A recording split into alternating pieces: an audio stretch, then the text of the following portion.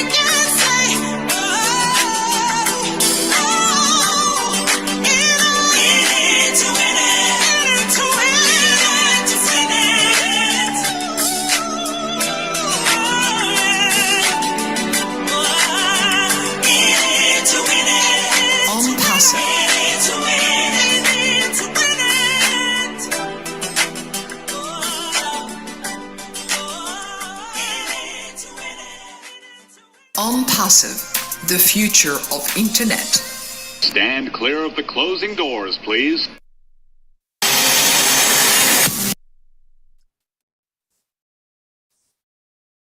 ONPASSIVE, the future of Internet. Stand clear the closing doors, please. Thank you so much for that lovely, lovely, amazing images of the women all over universally that Dr. Derek was able to put together in that song for us. We truly appreciate you, Dr. Derek, and all that you do to empower the women who are in this forum and other forums that you support as well. At this stage, we're moving over to the mindset, and our CEO has promised us the physical, and we are going to work on the mental. And that mental mindset today will be provided by our one and only Dr. Tunishaya Ford, who is going to talk to us about you've got the one to get the one. And I'll give you a little bit about who she is. And before I start, I have a quote for each of our speakers today. And for her, I have, do the best. Do the best you can until you know better. Then when you know better, do better. And that is by Maya Angelou. We all know who Maya Angelou is, so I do not even have to explain anything about who she is. She is one of the great women in our lives, or was in our lives. So Dr. T is an international transformational speaker. She is a life coach, an empowerment trainer, a former TV talk show host, educator, and author of 4 books. And I'll just share some of her books with you. In case you are in a bookstore, you're trying to inspire yourself, you know who the author is in advance. This is a comma in your life, not a period. I miss the hugs, but not the hurts. The spirit in you. And the 4th book is Taking Control of Your Life from the Inside Out. Dr. T won Women of the Year Award from the National Association of Professional Women for year 2010 to 2011. And recently in 2022, she was awarded the Game Changers Award presented by Elite Sports and Entertainment and Comerica Bank. To learn more about Dr. Ford, please visit her website at www.drtford.com. To find about her workshops, all of that will be available there. She is a great trainer, and she's going to train us about our mindsets today. Welcome, Queen Dr. T.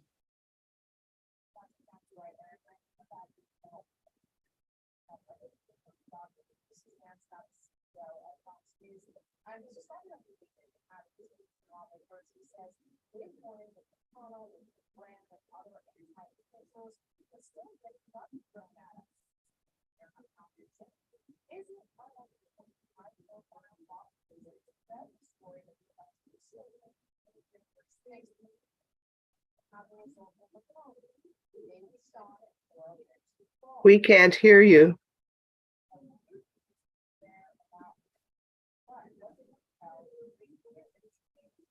Dr. T, you're muted. I think she can't. You're not co-host? She can't unmute herself. Yeah, I think she might not be co-host. Let's. Okay, just give me a second. Just give me a second, please.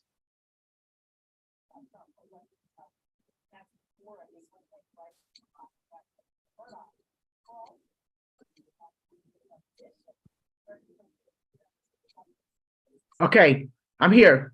Awesome. I'm here with you guys. Okay. Yeah, it said that I was unable to unmute. I apologize.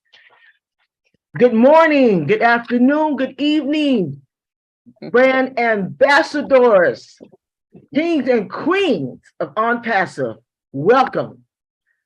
Thank you all so much for allowing me to share today. Now I'm going to do something a little different. Now I know that Queen Debbie put a title out there, but you all know I already did that particular message. So I have another message for you, and I hope that's okay. I think that you will enjoy it. But let me get started, because again, I am so honored and privileged to be here, because I know that all of you want your best life now. And we're getting ready to celebrate a day that every day should be Women's Day. Every day should be International Women's Day, because we just make such a great impact all over the world. So as we celebrate International Women's Day, we must think about the generations of young women that will be coming behind us as wives, mothers, community leaders, educators, entrepreneurs, politicians, and possibly to hold the highest office of all, the President of the United States and other countries as well. We are raising our children in a world that points to all kinds of strong, secular women who are role models for our girls. Some of them are good, and some of them are not good. But nevertheless, our youth are highly influenced by them. Now, I strongly believe that if we are going to commemorate this day, we should first examine and put into practice what a successful woman in modern days looks like, based on her character and spiritual qualities, and not her notoriety. If we are going to lead and be an example to our youth, especially our girls, we must become the 21st century Proverbs 31 woman. She is not perfect, but she lives her life authentically, ready to serve, lead, and teach the next generation of greatness. So my title tonight is being an example to our youth by being the 21st century Proverbs 31 woman. And by this example, there is no limit. There is no limit to what women can accomplish with God. How about that? I believe there's no woman more attractive, more honorable, and worthy of accolades than a godly woman, a God-fearing woman. And note this, beside every God-fearing, successful man is a God-fearing woman. She's a wife. She might be a wife, his mother, grandmother, sister, or aunt, but she is a powerful influence. She is the backbone of every bit of the success in her family. And never ever underestimate the power of a woman. She can make or break a person and a nation, which is why it is important that women stand behind the power of God in all that we do. And when this happens, there is no limit to what women can do with God. I will say that again. There is no limit to what women can do with God. Now, I have a few quotes that I found that I think is befitting for the occasion. Now, some of these people, you may know who they are, you may have heard of them, and others you may not. But I thought that the quotes will be appropriate for what we're doing right now. The first quote is by Pastor Tony Evans. And he says, "The kingdom woman is not a perfect woman, but she is a transforming woman." That's powerful. The next one by Michelle Obama. And she says, "There is no limit to what we as women can accomplish." And the third quote I want to quote for you all guys is from a lady by the name of Miss Holly Girth.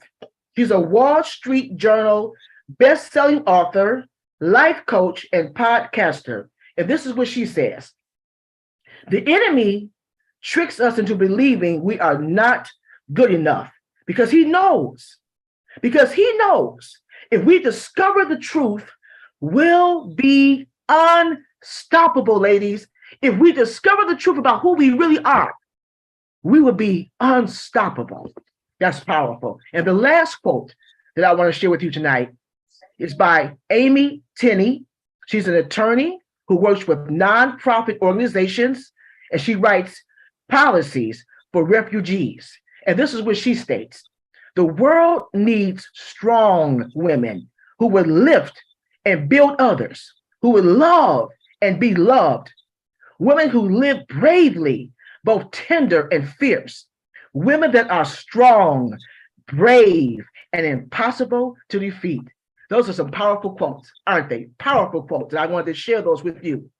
If we are going to lead our youth, especially the girls, here are the attributes. I'm going to call them superpowers. We have superpowers, ladies. If we're going to lead our youth, we're going to have these attributes of the 21st century Proverbs 31 woman. And these are the attributes that we must pass on. We must possess them ourselves, and we must pass them on to our youth.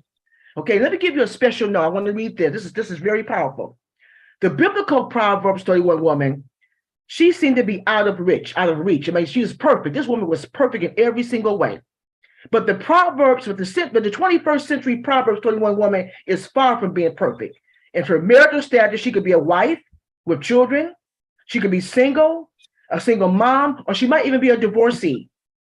But what they all have in common is this: a goal to shine God's love and principles to the world through their actions, their thoughts, and deeds. And by displaying these 12 attributes, the 12 superpowers I want to share with you tonight, and preparing the next generation to do the same.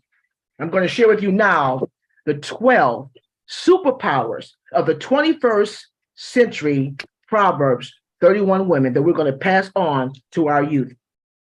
The first superpower is faith. Faith, ladies. That's our first superpower, faith. She loves God with all her heart, and she seeks his will for her life and the following of his leading. She's a praying woman, and she exercises spiritual authority. First superpower, faith. The second superpower, she values the institution of marriage, ladies. A Proverbs 21st century Proverbs 31 woman is a woman that values the institution of marriage. She is a faithful wife. She respects and honors and submits to her husband. She is trustworthy. She has a trustworthy helpmeet. And if she's single, she understands that she is married to God. And she does not want to engage in extramarital affairs. She's not into adultery because she respects the marriage institution so much that she would never do anything to destroy someone else's marriage. Number two, she values the institution of marriage. The third superpower, mothering. Whether she's married or single, her children call her blessed because she's a great mom. She teaches her children the way of God. She nurtures her children with the love of God.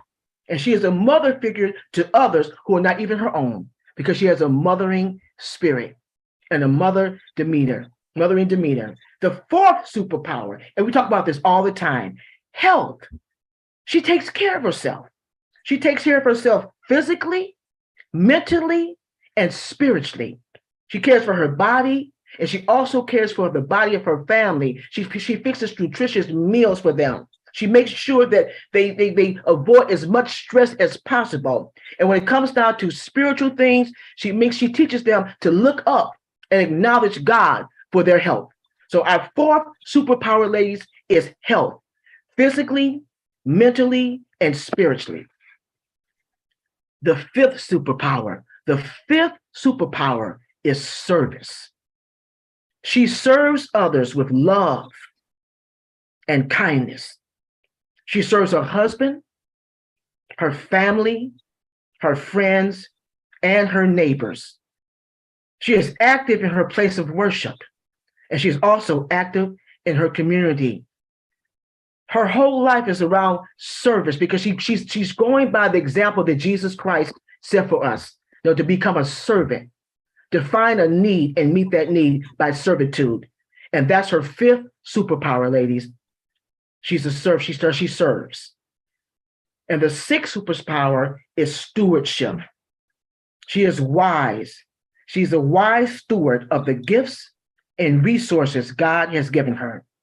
She spends her money wisely, and she purchases things at a discount, but she buys quality things. She doesn't buy cheap stuff. She finds discounts, she finds bargains, but she finds quality things for her family. And she knows how to save and invest. She knows how to save and invest. She's a good steward over the resources that God has given her. The seventh superpower is entrepreneurship. She's an industrialist. Entrepreneurship. She creates products and understands how to create services to meet the needs of the community and her family. And she knows how to sell her products to bring in money for her family. She's an entrepreneur. She understands that it's okay to have a 9-to-5 job. I'm not putting down 9-to-5 jobs, but here's a woman that knows how to take it a step further. In addition to working 9-to-5, if that's what she chooses to do, she finds things to do with her hands. She finds things to do where she can bring in extra income to meet the needs of her home. The eighth one, which is so important, this is one area that I believe a lot of our youth are not being taught. The eighth superpower, ladies, is homemaking. She's a homemaker. She's a homemaker. She is a good manager of her home. She is a good housekeeper. She's clean and tidy. She keeps a clean and tidy atmosphere. And she even teaches her children how to cook. There are so many young people who are very gifted and talented, and they're not even learning how to cook or keep their rooms clean. They just come in, do what they need to do on that phone all the time, whatever they're doing, but they're not learning how to be tenders of the home. But one of our attributes and one of our superpowers as women, 21st century Proverbs 31 women, is to teach our kids how to be homemakers, because she also creates an environment of warmth and love for her family and guests. The number 9 superpower, time management skills. She has time management skills. She spends her time on those things that are a priority. She sets realistic goals for the day, and she diligently completes her daily task. Time management skills. That's another thing we need to teach our youth. Time management skills. In the 21st century, Proverbs 31 woman knows how to properly manage her time. Number 10 superpower, true beauty. True beauty. She is concerned about her inner and outer beauty, not just adorning the outside like so many women do. There's so many women who adorn the outside. They look good on the outside, but they don't take care of the character. They don't think about the inner beauty. I have seen so many women. This is an example I can share with you, and I'm pretty sure you all are aware of this. A lot of you may have seen a woman who may not be the most attractive woman, but she has the most beautiful personality. And she has a wonderful man on her side. You may say, what does he see in her? He's looking at the inner beauty. That's what he sees. Then you may see a woman who seemingly has it all going all together. She's beautiful on the outside, the hair, the figure, the clothes on just right. But she has a very, very nasty disposition, because that's a woman who thinks it's more important to look nice on the outside than it is on the inside. So the 21st century Proverbs 31 woman, she is very concerned about every area, her inner and her outer beauty. She's well groomed, she's fashionable, but she's very modest in her appearance. Number 11 superpower, humility. She does not seek to bring attention to herself. She is attentive to others without seeking praises. She is very comfortable behind the scenes, although she can assume a leadership position. And oftentimes I have found that when a woman is humble, it seems like that's the kind of woman that God wants to exalt. And when God does exalt her, she goes right up to the plate and she takes her place and she fulfills what she's supposed to be doing in the earth. And I found that to be true. Humility is a very powerful superpower, especially for women. When a woman is humble, when she humbles herself before God, God wants to exalt her and show her off to the world. And I know that to be true. And the last superpower that I want to share with you all is she's disciplined. The 21st century Proverbs 31 woman is disciplined. Staying disciplined to the calling that's on her life. She sets realistic goals to achieve her dream. She avoids distractions like toxic relationships, and she seeks God for her guidance. Those are the 12 superpowers of the 21st century Proverbs 31 women. I'm going to go over them again. I know a lot of times I do a recap, so I'm going to go over them again for you.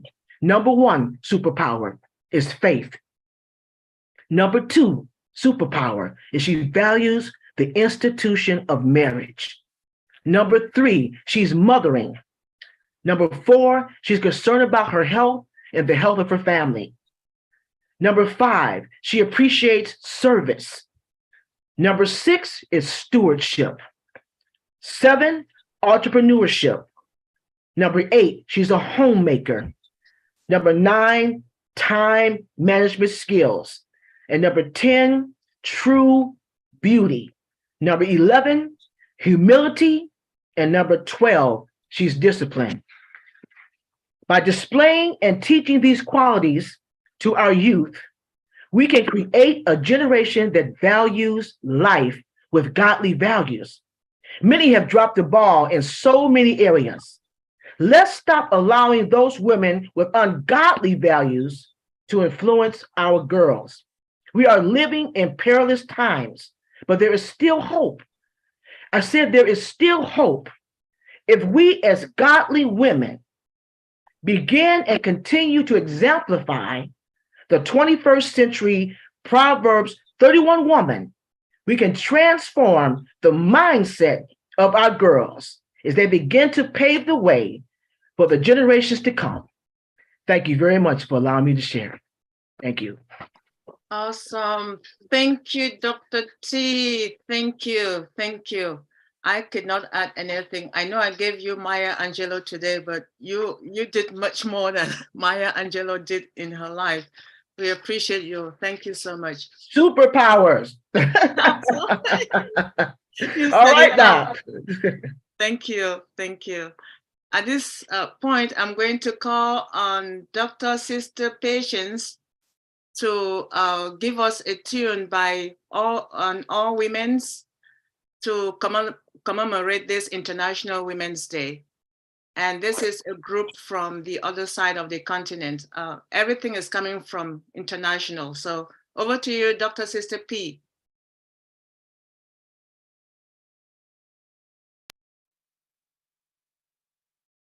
All across the nations, all around the world, women are longing to be free, no longer in the shadows, forced to stay behind, but side by side in true equality.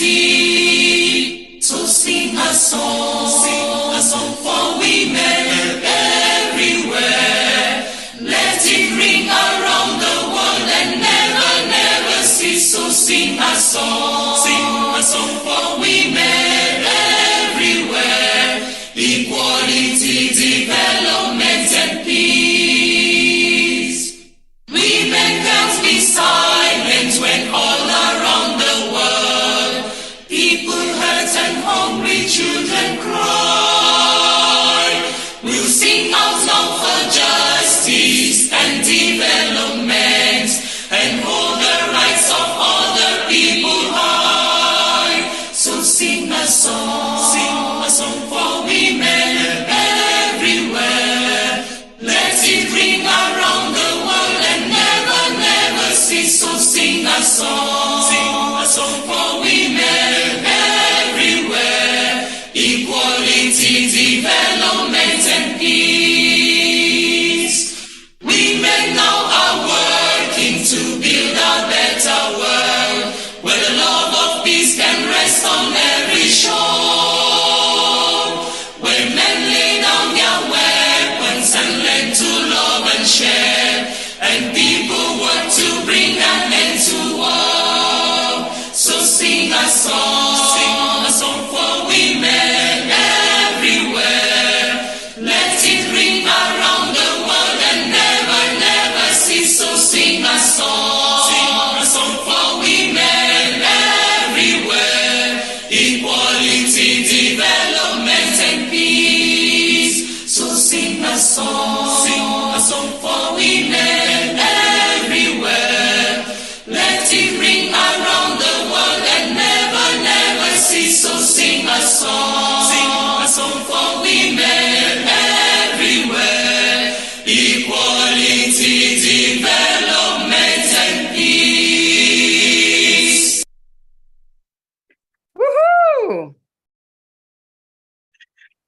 my goodness. Thank you so much, Dr. Sister P. Thank you. Thank you.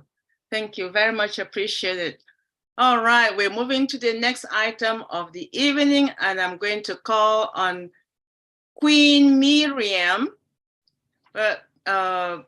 Queen Miriam is going to give us an update, and this update is coming from the corporate webinar that we had a couple of days ago. So over to you, Queen Miriam.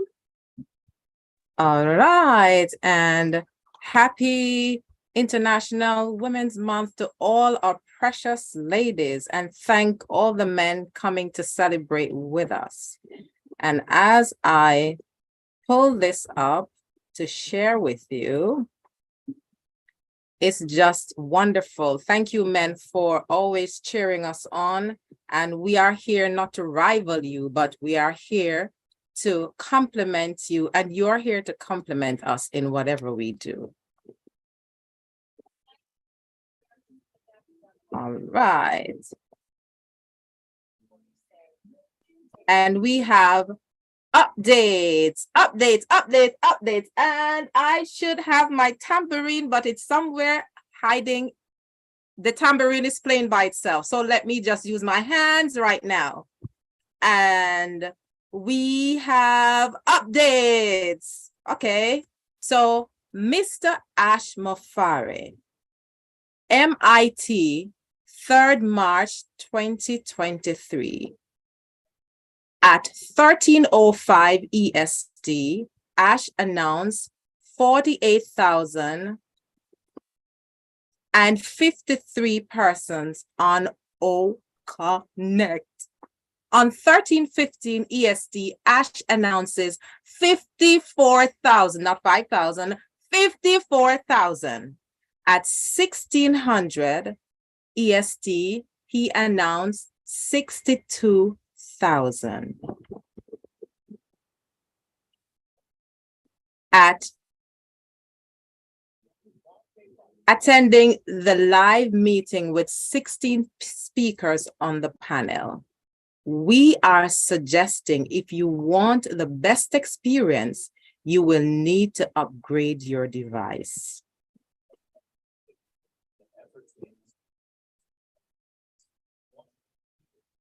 One minute, some technical difficulties.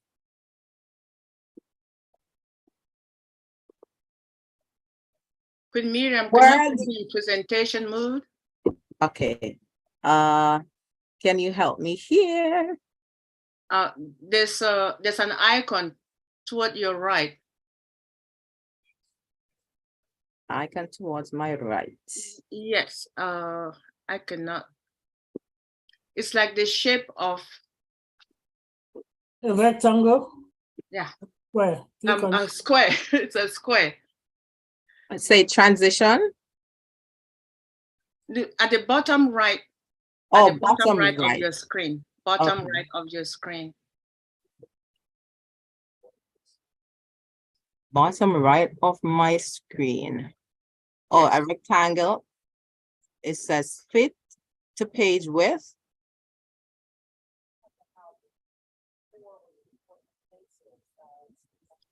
I am challenged. No. Can you see your? We can see it clearly. It's okay. You can if you can move to the next screen from where you are, that's fine. Your next slide. Okay, can you see the screen properly? Yes. Okay, so I'll just move over here. Just proceed. Okay, and everyone can see my screen clear. All right. Awesome. World Women Entrepreneur Summit, March 10th to March 12th, 2023. Abu Dhabi. Please register at https://www.es.ae. It's the World Summit for Women. You can register and be there to enjoy our women as we celebrate Women's Month. The agenda of the summit, which will be held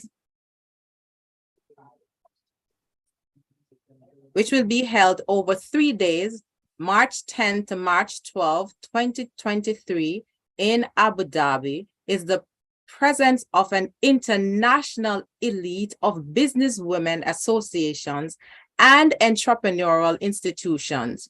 Will be focusing on the future vision of the growth of the business sector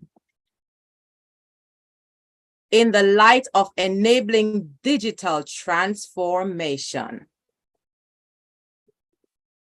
and the economic opportunities that will arise as a result of this transformation, enhancing innovation and cooperation, and drawing a new future for business.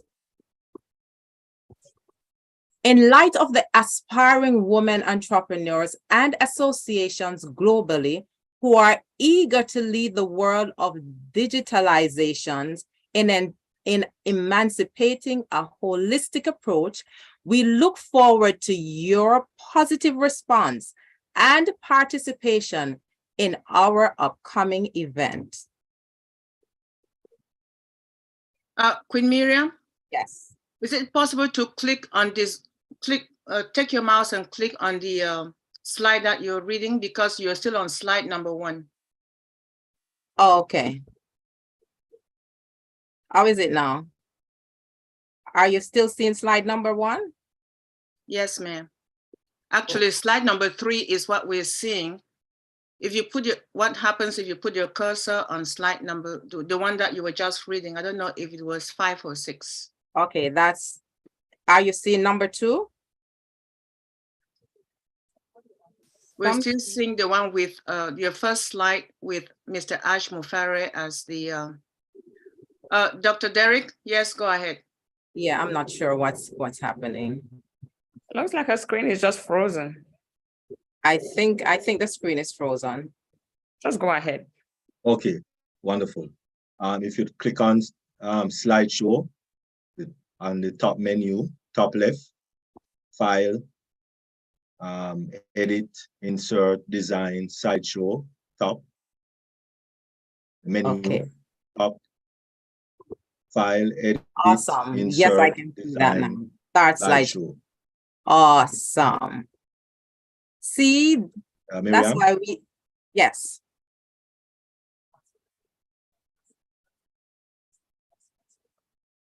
Okay.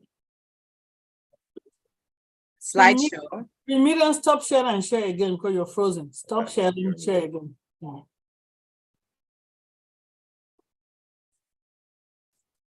Okay, so let me start again. They share Okay, You can just continue where you ended. Okay. You're hearing me now? Yes, sir. Oh, all right. If you could share back your screen again. Okay. Share screen.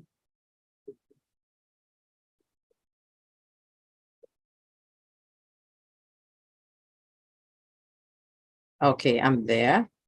All right, the top menu where it says slideshow, click on that, yes. Uh-huh. And click on use presenter view.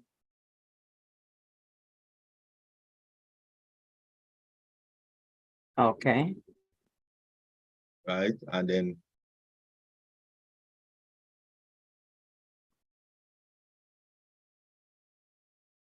bottom right beside the, I call it wrong. Oh, start slideshow at the top. Start slideshow. Start slideshow, no, at the top. At the Yeah, top. the screen was in front of it. Start slideshow. Okay. Awesome.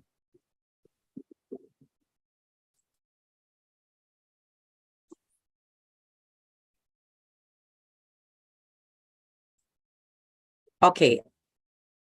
So I'm just going from in the light of the aspiring women entrepreneurs and associations globally who are eager to lead the world of digitalization in emancipating a holistic approach, we look forward to your positive response and participation in our upcoming event. Hearing from industry leaders, business women, decision makers, and entrepreneurs, their successful stories of using, managing, and investing in technology, networking, and meeting high-level global delegations, business and investment opportunities in the UAE. Shaping of business under the UAE digital landscape, fostering women entrepreneurial and digital skills, insights about metaverse, Web 3.0, crypto and blockchain technology, digital transformation on business post-COVID, access to financial capital to do digital investment in business. World Woman Entrepreneur Summit, March 10th to March 12th, Abu Dhabi. Please register at https://www.es.ae. Be there. You will be happy you join them in Abu Dhabi. Thank you.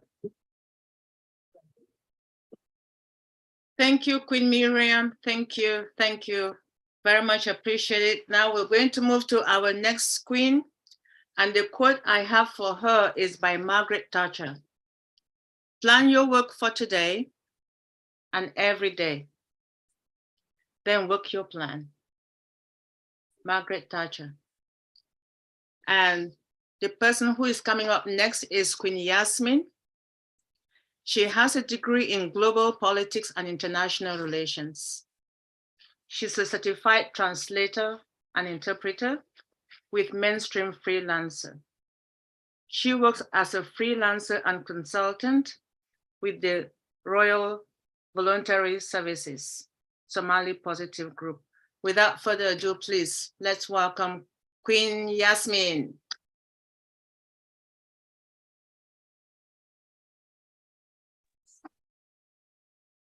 Thank you, all beautiful ladies. I'm privileged to be here, and a special thanks to our king, Dr. Derek, bring us all together into this platform, and all the gentlemen who are celebrating with us around the globe. Thank you very much.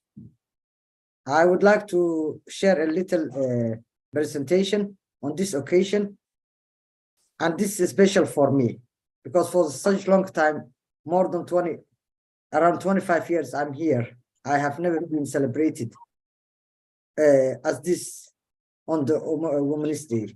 So it's so privileged to me.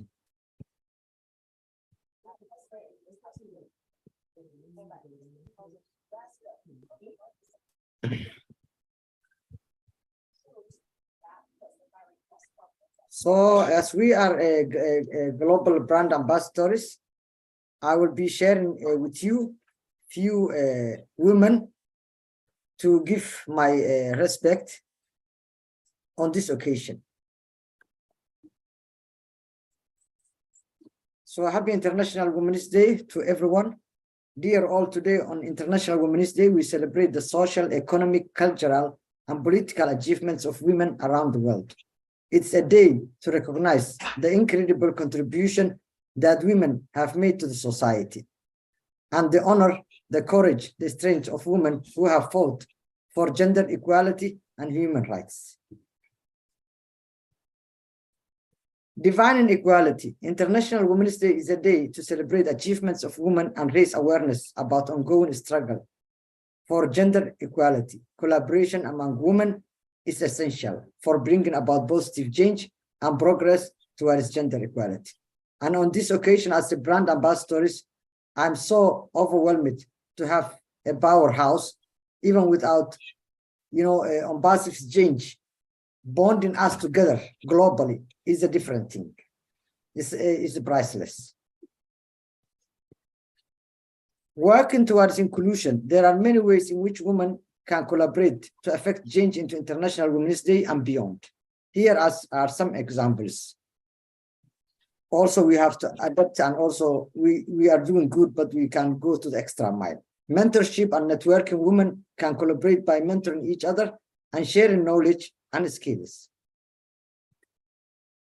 Advocacy and activism. Women can make together to advocate for policy changes that promote gender equality and to raise awareness about issues affecting women. This could involve organizing protests, lobbying politicians, and using social media, as we have got also a platforms, technology, and we are also going to the extra mile with ONPASSIVE as a woman and globally. Spread awareness about important issues. Because all the countries we represent, women are struggling in political issues or economic, or also offering, to empower them. Okay. Education training. Women can collaborate by sharing resources, expertise to help other women, as we are doing right now, to develop the skills and knowledge they need to succeed.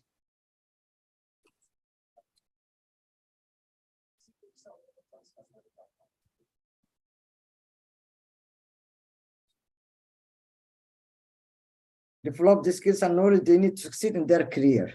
This could involve creating training programs, because almost we are 1.5+ million, and it's up to us to uplift women, work together and network.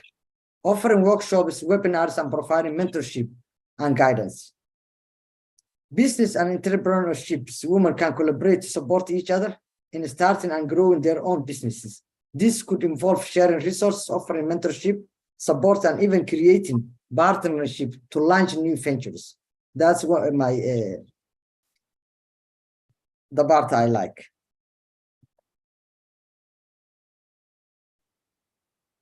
Women can collaborate to build strong and supportive communities where women can thrive. This could involve creating social groups, organizing, reaching out to other women to offer support and encouragement. Overall, collaboration among women is crucial for affecting change on International Women's Day and beyond. By working together, women can build a more equitable and just a world where women can thrive. I just like to bring Sojourner Truth, who was a fearless and fought for gender and racial equality. What change you will be part of? What legacy are we going to leave? And what effort are we going to input to change the world, as we are a global movement and we have this platform togetherness? In 1828, she became the first Black woman to win a custody court battle and was able to recover her son from slavery. At the Ohio Women's Rights Convention, 1851, Truth delivered a speech titled Anti-Woman. That means a lot. Being a woman is a whole world. That stirred hearts and became widely told during the Civil War era. Truth was fearless in her fight for racial equality. Also, I would like to present you, as we are also from different countries, and this was very special to me because I never had the privilege to participate with my identity more than 25 years. So this was a very special opportunity, and I also appreciate you giving me this platform. This is Hawatako. She is very well known in my country, and she has a statue in my country when we were growing up. Hawatako, also known as Hawatako, was a political activist who has a symbolic of Somali nationalism. And she has been also died having her child on the back while she was protesting against slavery time. She was one of the Somali Youth League. And sadly, her history has not been published because that time Somalis were not writing. And up to now, a lot of her background is unknown. But she has been given this privilege to have its statue in my country. This is also Edna Adan Ismail. Edna Adan Ismail was born in Hargeisa, British Somaliland. because Somalia has been divided into southern part and the northern part, where the southern part has been colonized by Italians and the northern part by the British. On 1937, the daughter of prominent Somali medical doctor, she was one of the 5 children born to her mother, but 2 died at the time of delivery. At that time, girls were not educated in Somaliland, but her father hired a tutor for some local boys. She learned to read and write with them. She later went to school in Djibouti, where her aunt was a teacher. When she was 8 years old, she underwent FGM, which is a very big problem in some sort of countries still up to today. It was arranged by her mother and her grandmother when her father was on a business trip. When he returned, he was furious, wanting to prevent the other woman from undergoing the same trauma she did. She did train as a nurse midwife in the United Kingdom at the Borough of Polytechnica, now known London South Bank University. She later on married a politician man who became the Somaliland president. Edna has also succeeded in her retirement time right now in Somaliland to establish a hospital, maternity hospital, and also train girls, more than 5,000 girls, to be midwife. Edna, also she has Edna University Hargeisa. In 1980, Ismail began building hospital in Somaliland, capital of Hargeisa, but was forced to leave the country due to the beginning of the civil war in 1981. She returned to Somaliland and built from scratch a maternity hospital, with her patient funds, which she continues to run. Then Edna Maternity Hospital officially opened on the 9th of March, 2002. The land was been donated by the government and formerly used as a rubbish dump. The region lacked trained nurses to staff the hospital, as most of her either fled the country or been killed during the civil war. So Edna recruited more than 30 candidates and began training them in 2000 while her hospital was still under construction. The hospital now has 2 operating theaters, library, computer centers, and complete wing dedicated to training nurses and midwives. As of 2018, the hospital had 200 staff and 1,500 students and is still in operational. The mission of Edna Aden Hospital is to help improve the health of the local inhabitants, in particular the high rate of maternal and infant mortality. The facility is non-profit, making charity and midwifery teaching hospital. Today, she has more than 5,000 girls who have been trained with scholarships overseas. Also, she has Ismail was been recipient of a minority 2000 annual award for her efforts to open a private maternity hospital in Somalia. In the recognition of her lifelong contribution to humanitarian work, the name of Edna Aden Ismail was awarded to Medical Mission Hall of Fame, University of Toledo, Ohio, in March 2007. She has an honorary doctorate degree from Clark University in Massachusetts. She was made an honorary fellow of Cardiff University, Wales. All this is her success. And today, she is also the head of the UNPO, which is underrepresented nations and people organization, has elected in their General Assembly as a president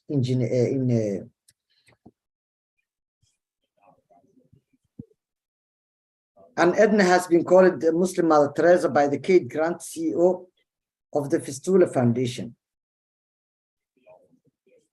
So women can be sisters, mothers, and they are beautiful in every sort or every situation they are in. Today, we are so, honored to participate all women around the globe. We build houses. We also produce everything from house to engineering sites and keeping houses and families. Women are beautiful. Thank you and happy International Women's Day to all of you.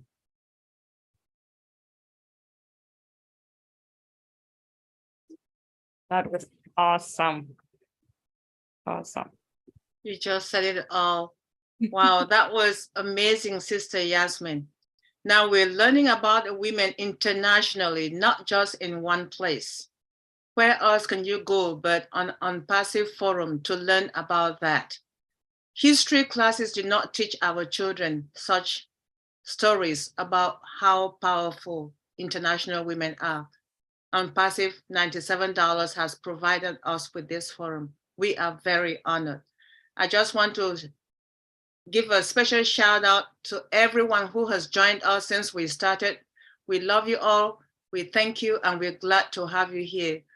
We have a lot of leaders who are here with us, and we acknowledge your presence. And with that, I'll move to our one and beautiful voice that we heard at the beginning of this session. Her name is Queen Lerato, and I'm giving her the quote that I have for her is from Dr. Wangari Maathai, who was fighting for Karura Forest. She's Kenyan. And she says, human rights are not things that are put on the table for people to enjoy. These are things you fight for, and then you protect them. And who is Sister Lerato? Queen Lerato is a singer, songwriter, and vocal coach. Queen Lerato has a diploma and a software specialist. She worked for Sony Music in South Africa. She signed artists at Gallo BMG and signed artists at David Gresham Records. She is theater performance artist for the Broadway musical The Lion King, Germany. Kamepo and Vienna. I know I didn't pronounce it the German way properly. Yeah, I can see you shaking your head. And Queen Lerato taught Europe with different musicals and world-renowned gospel choirs. Currently, she's working on self-releasing her own music. She is a mother of two, wonderful voice, and married to a producer and songwriter, Mr. Abula Shadare. Please, let's welcome our sister, Queen Shadare. Sister Debbie. Oh, thank you. Thank you. Thank you for the invitation. You look so beautiful. Yeah. And I just want to acknowledge every woman here. You are all beautiful. You are such a gift, and I want you to know that. Thank you to Dr. Derek and all the men that are supporting us today. My voice is still not 100%. So if it's breaking, you're going to have to just excuse me. I'll just repeat my words. So thank you so much also to Dr. T. Her presentation was outstanding. Sister Yasmin, it was so beautiful what you just did. Everything up to so far, it's really beautiful. And thank you for inviting me. And do you want me to talk particularly about the quote that you quoted, or I can talk about anything else? I can't hear you, Sister David. You're muted. It's your right. Sorry. Go ahead. Go ahead and talk about what you want from your heart. The quote was just to introduce you from your heart. Thank you, sis. Thank you, sis. So, I mean, as beautiful as we are as women, you know, we bring light into everything. And when we are centered in ourselves and we know who we are, we bring so much value into everything. Dr. T said it very well, and she said that when you're a woman of value, you add value to everything. And she mentioned all these things that makes, you know, a woman virtuous, so to say. And as we do all this fabulousness and we do this wonderful things, I just want to talk to women about also celebrating themselves. Yes, we're celebrating Women's Day, but we hardly celebrate ourselves individually. What do I mean by that, right? We are naturists naturally. We take care of everybody, but then we're the last ones to take care of ourselves, you know? So, and what do I mean by that? I mean, I was talking to my friend the other day and she said that she went out shopping. She initially went out to shop for a bra, right? Which is something that she needs. By the time she got to the mall, she shopped for everybody else. She didn't even bring one thing for herself, right? And then when I know, I saw this was cute for my brother. Oh, I saw this. And I'm like, no, take the time to celebrate yourself and also invest in yourself as a woman. Put the time, book yourself a spa date, book yourself a vacation. I always tell my my friends too is that most of I enjoy spending time with my family, but I also love my quality time where I can pour into myself, because you cannot give what you don't have, right? If you're not balanced, you cannot bring balance into anything. So we need to balance ourselves and take care of ourselves. Dr. T said it too. It's like you have to take care of your health. Yes, we take care of our health, to take care of the family. But, because we do so many things, we multitask and we spread ourselves. Sometimes we spread ourselves too thin. So I want you to take time, make dates with yourself. I sometimes go to a restaurant and enjoy eating by myself. I don't have to have anybody there to enjoy my quality time. Go on to a spa. Yes, I like spending time with women and with friends and everything. But sometimes I just go on a vacation by myself. And it's one of the best times because then I can introspect, I can meditate. I set my own time, right? I set my own time and I enjoy myself. Spend time with yourself and check in with yourself so you can be balanced, right?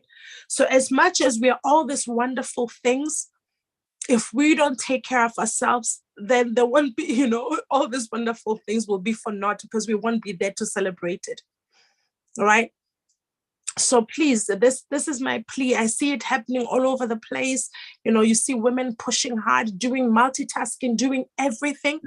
And then at the end of the day, we don't get to enjoy what we invest in so much. You won't get to enjoy your children. If you're spreading yourself thin and you are not taking care of yourself, you won't, be there to enjoy everything else that you're working hard for. So please take care of yourself, spend time, spend on yourself. The last time I was talking about prosperity, I was talking also about investing and doing the things that you like and investing in yourself, right? And everything that you want is within your reach and you deserve it. You deserve to have what you want to have. Don't look at, if I buy this, then what are this gonna do? No, yes, of course we have to budget for everything, but sometimes you just have to be, extravagant with yourself and spend on yourself and enjoy it and don't feel guilty, right? As much as we learn about financial literacy, you don't want to be in debt or anything, but be extravagant with yourself and enjoy your life. Because your life, as much as we are a mother, we are a wife, we are all these things, at the end of the day, our life is for living and enjoy it. Just you, for the purpose of you as being a woman, just enjoy it and enjoy your womanhood, enjoy yourself and enjoy your life, right? So I'm just talking to all of us here to say, the apples are coming. Everything that we've been waiting for, abundance is coming. So make sure that abundance that is coming, you plan yourself very well in it. As much as we're thinking about our families and everything else, plan yourself well. If you wake up and feel like you want to go to Bora Bora, please go. Okay? Please go, plan yourself well into that abundance. As much as we're thinking about our families and everything else, plan yourself very well into that abundance. Don't forget yourself. Do not forget yourself. So thank you so much, Sister Davy, for this time.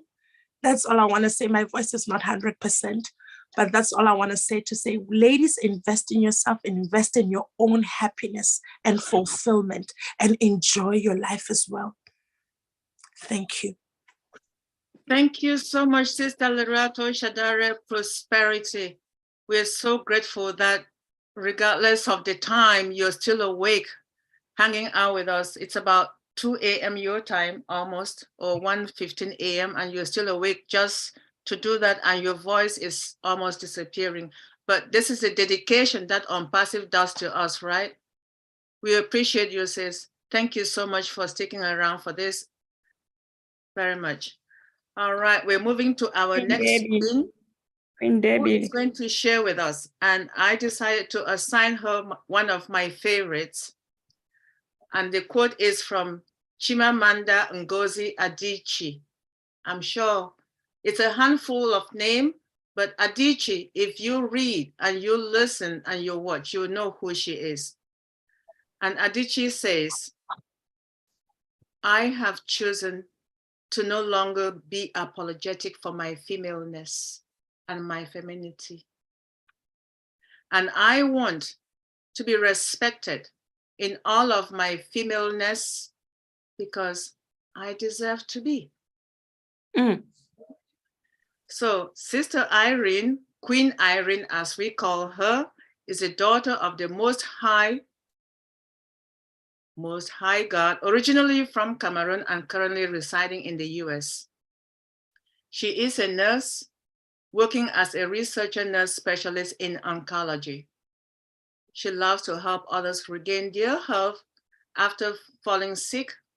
More so, she enjoys to find a cure, hopefully soon, for cancer.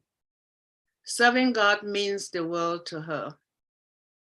Queen Irene is a mother of 4 and 3 grandchildren. Please, let's hear from one of our international speakers. And Queen Irene, over to you, sis. Oh, thank you very much, Queen Debbie. Hello, everybody. Good morning, good afternoon, good evening, good night, wherever you are, your time. Greetings from Maryland in the United States of America, celebrating Women's History Month. Do you know it is the entire month that is being set aside to celebrate women? And happy International Women's Day. Wow. Like Queen Debbie said, I am a research nurse. And being a nurse, I want us to celebrate this day, celebrating Women's Day by celebrating women and health. I do agree with Dr. T earlier when she said every day should be Women's Day. And so with that said, I also want to appreciate all the men, especially in the house here, who have been there to support, mentor, and uplift women. So celebrating women and health, that is kind of quite a broad topic, but I'm just going to summarize it and just say a few things, not much about health, because it will take me a whole day. So women generally are the backbone of the community, taking the lead day in, day out to care for family, friends, and neighbors while contending with the weight of parenting, cost of childhood, and the scourge of sexism, including pay disparities. We all know that. In the health field, from doctors to nurses to social workers and early childhood educators, women are often the backbone of our health. One of the top priorities for women is to eradicate the racial, gender, economic barrier that makes it hard for women and girls, especially women and girls of color, to access health care. So women and health. Challenges in accessing health or accessing health care places women worldwide at an increased risk of maternal health, behavioral health, reproductive health, foster care, or domestic violence. I mean, I can go on and on. But women are not relenting their efforts to expand access to care, to lower health care costs and decrease disparities. So there is hope. Why is there hope? because we see many women in leadership positions in the government and across the healthcare system championing these challenges. So with that said, what are some of the health tips that we need for women? We encourage us women to have a primary health care provider. So don't just jump from one healthcare provider to another. You know, today you are in urgent care, the next day you are in a clinic or whatever. Have a primary healthcare provider who knows you, and see that same provider all the time for your health needs. Someone who knows you. So if that healthcare provider has been giving you amlodipine for your high blood pressure, and they see that it's not working, they can switch to something else. But when you jump from one healthcare person to another, they don't know, they can't keep track of what you have taken and what can work.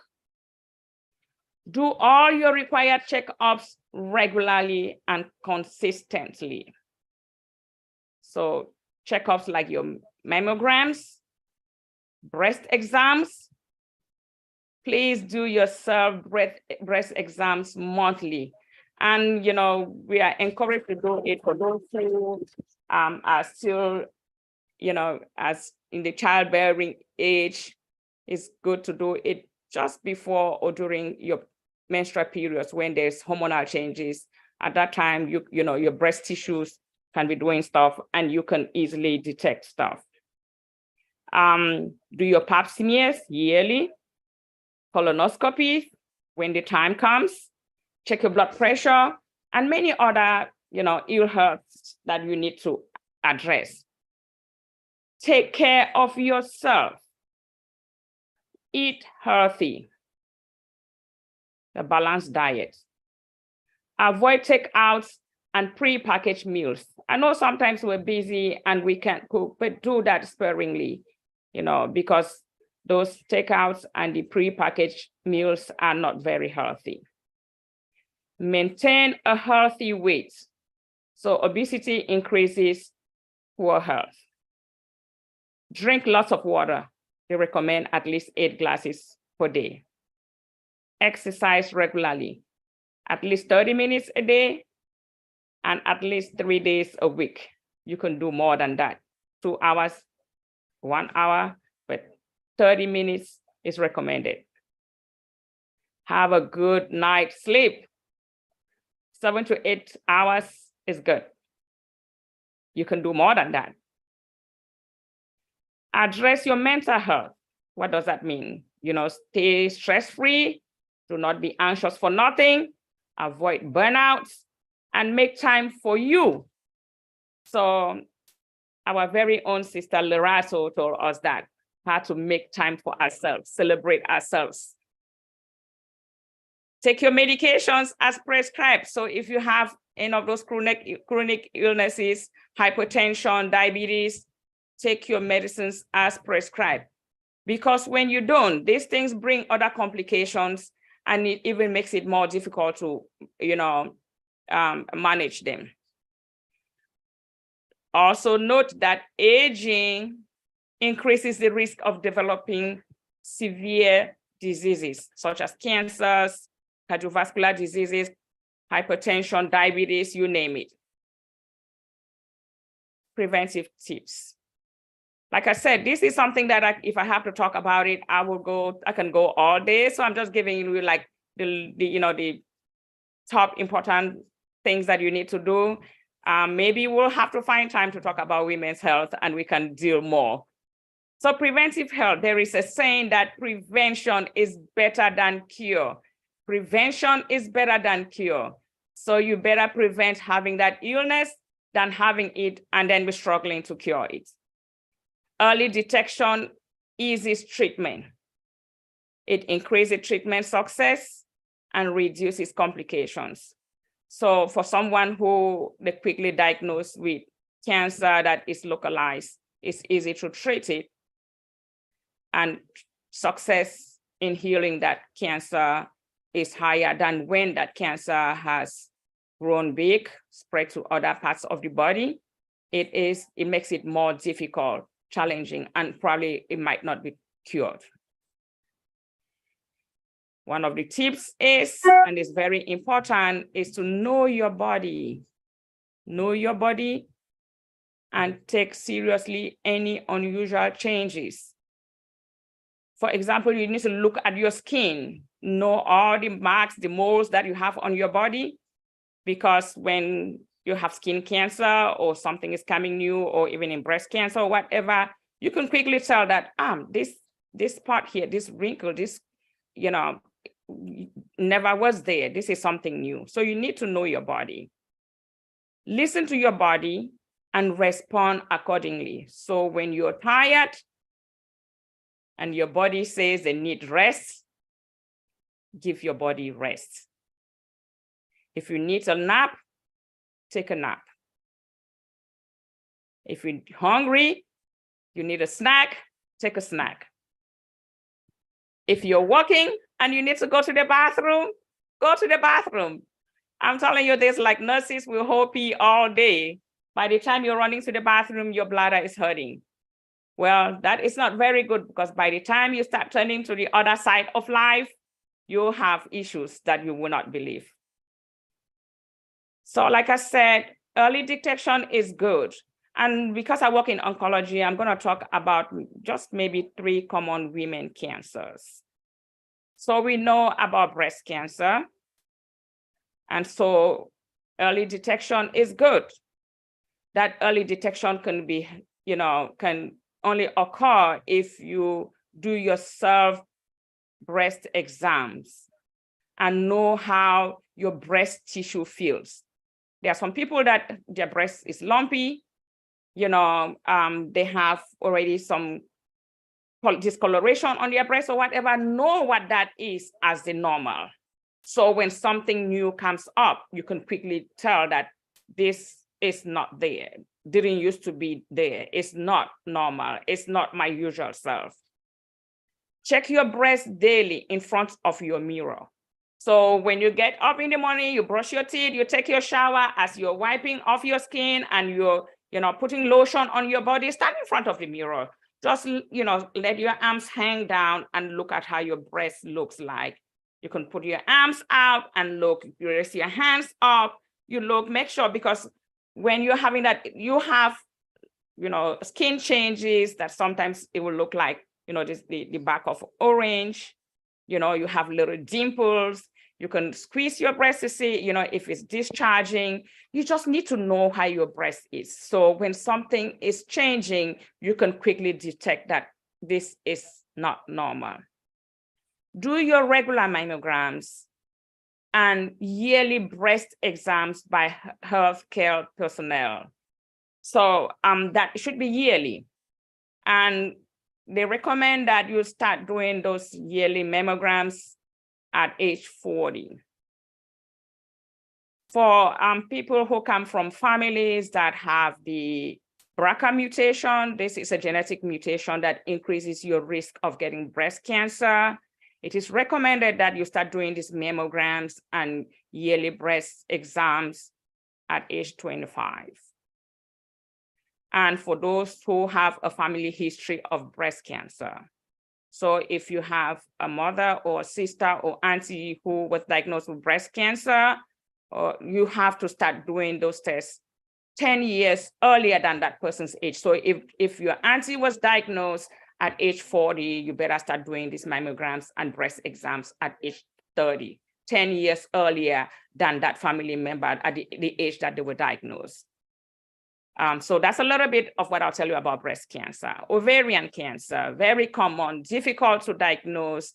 And usually by the time they diagnose it, it is advanced. Why is that? Because there are no symptoms in the early stages of the disease.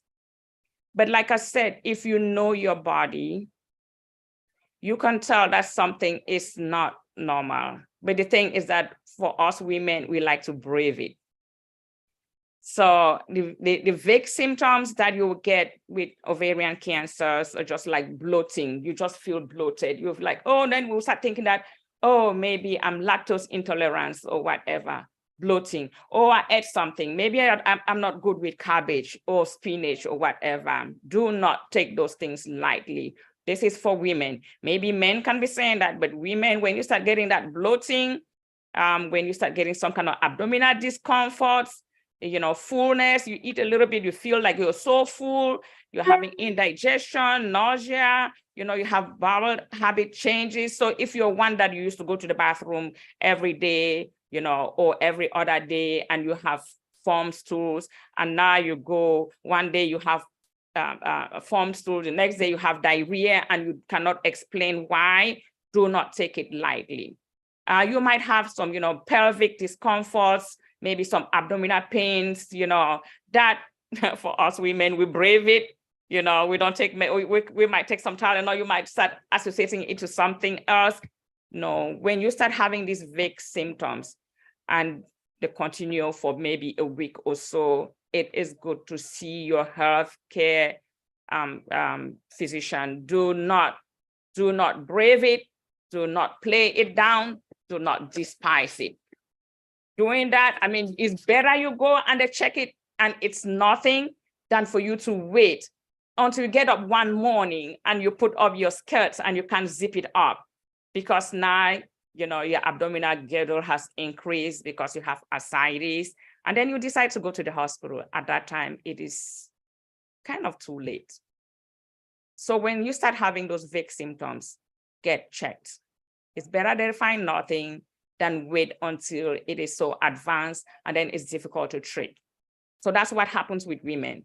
They get up one morning, they can't put their pants on because overnight, this cancer has grown so much, it starts putting out fluid, and then your abdomen is huge, and now you have ascites because now this ovarian cancer now is pouring fluid in your abdomen.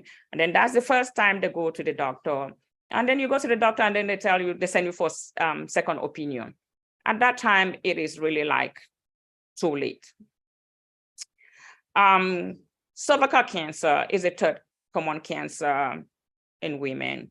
Well, not really like third as compared to all the other cancers, but I wanted to just talk about the cancers that are specifically to women. So cervical cancer can actually be prevented completely if we play life safe.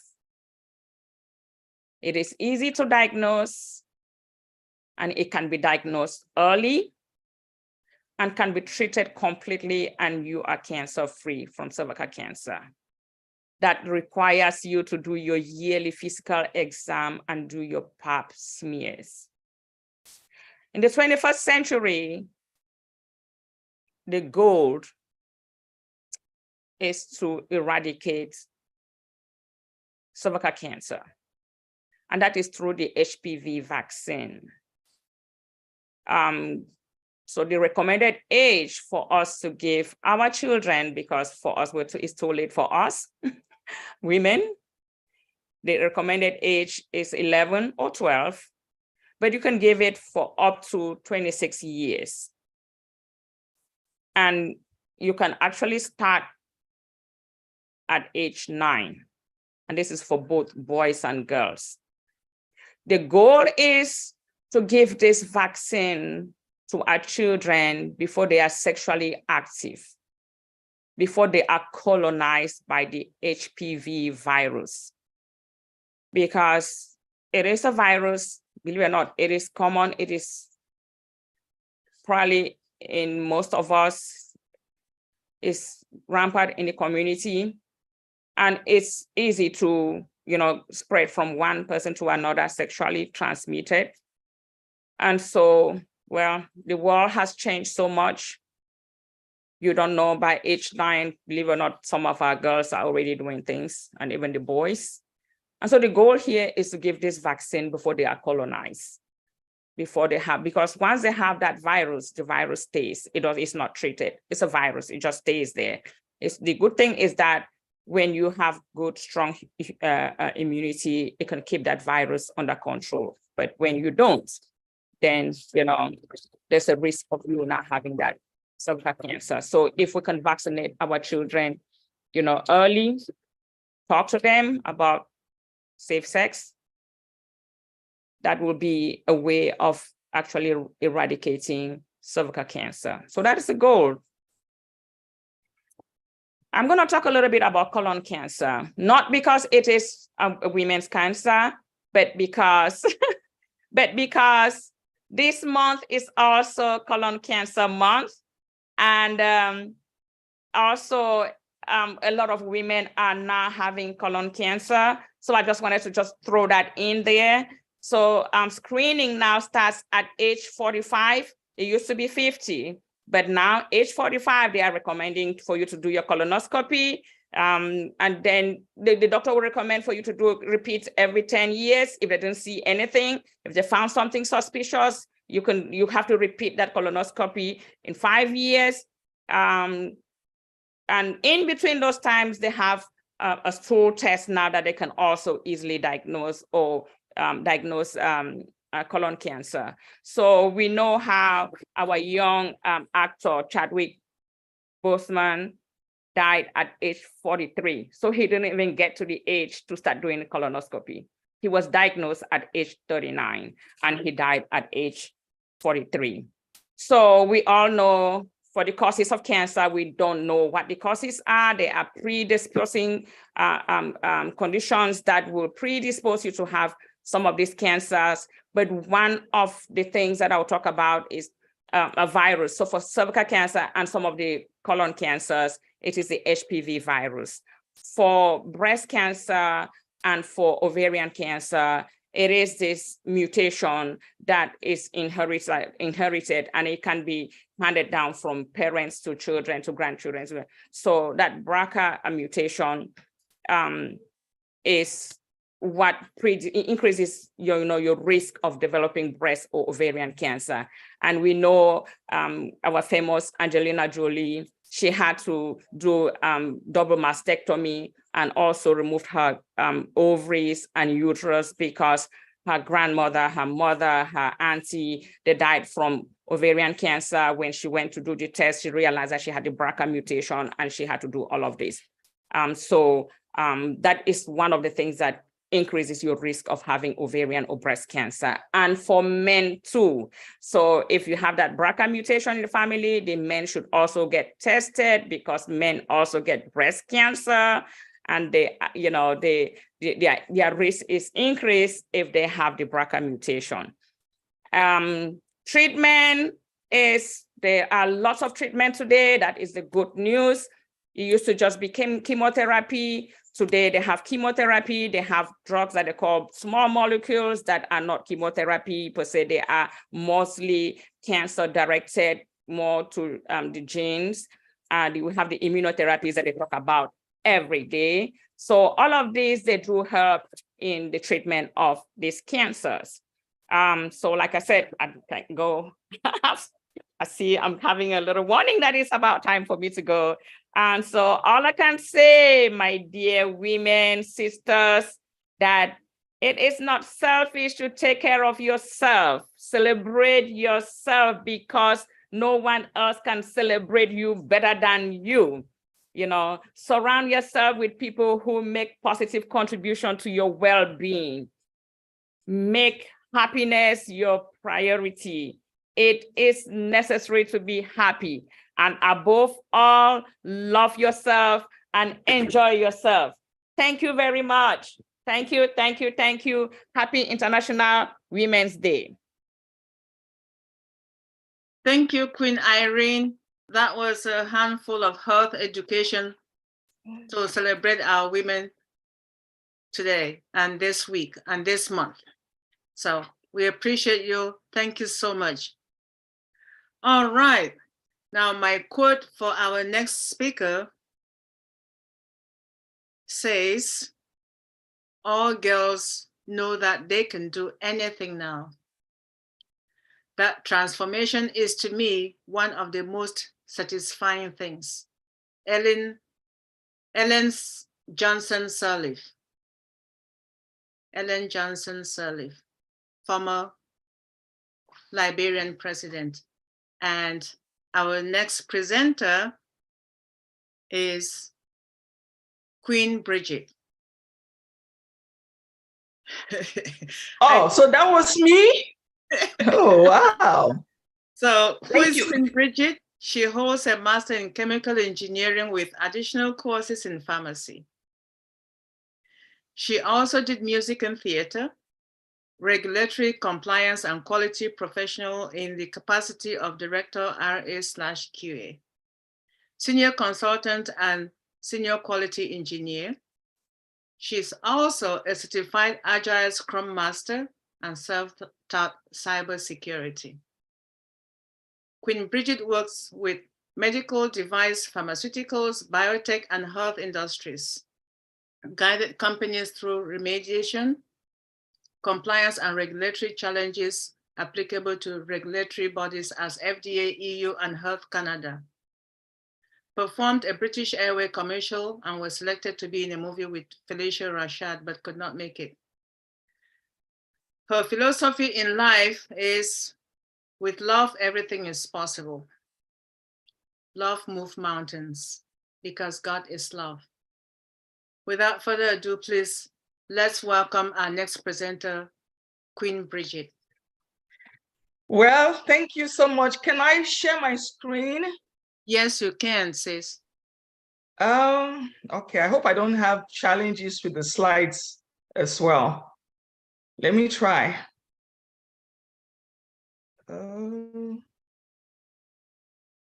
That is what I want to get. Okay.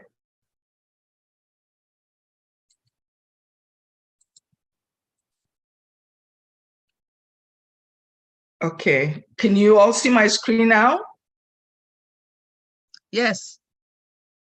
Can you click on the down next to the Bible? Yes. The next button. This one? No, to your right. The next one.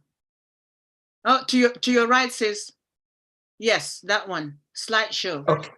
Okay. Oops, I have to go back now. I think I clicked. You can move forward. use your arrows to go left or right. That's a problem. I can't see the arrow. So I have to minimize, I think. I have to reduce my screen. Do it on your keyboard. Yeah. Now what did I do?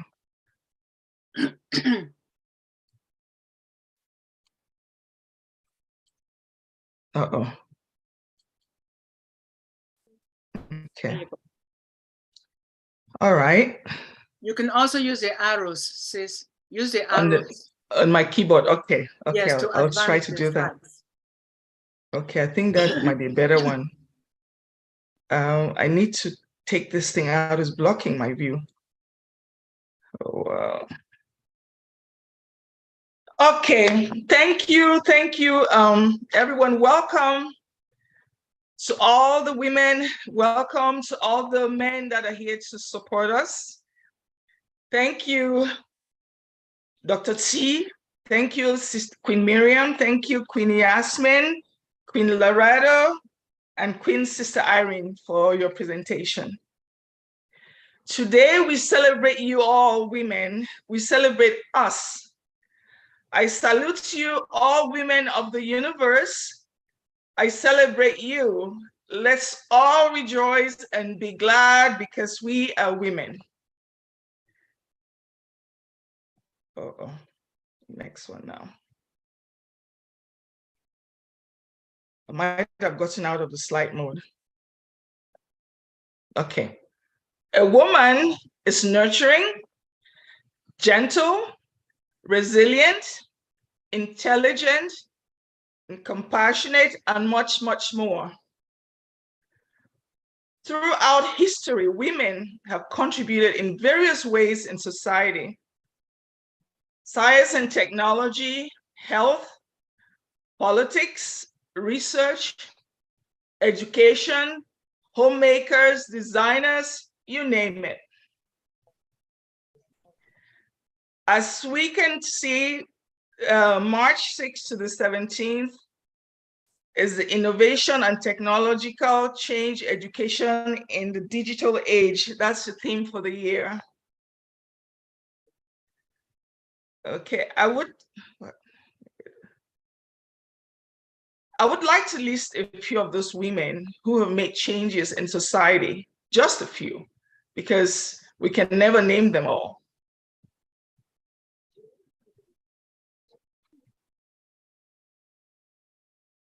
Mother Teresa of Calcutta, St. Catherine Drexel, Hillary Clinton, Michelle Obama, Lady Diana, Dr. Ellen Ochoa, Oprah Winfrey, Kamala Harris, Mrs. Asmahan Mufare, Mrs. Hasiba Mufare,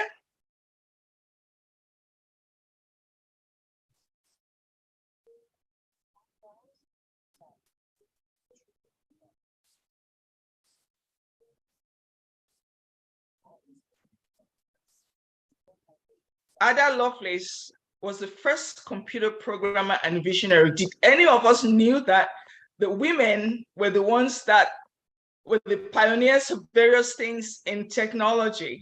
Women are pioneers.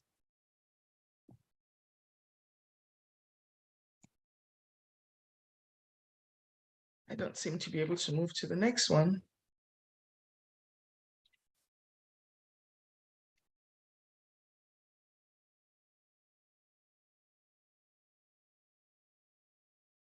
Katherine Johnson with NASA Computer.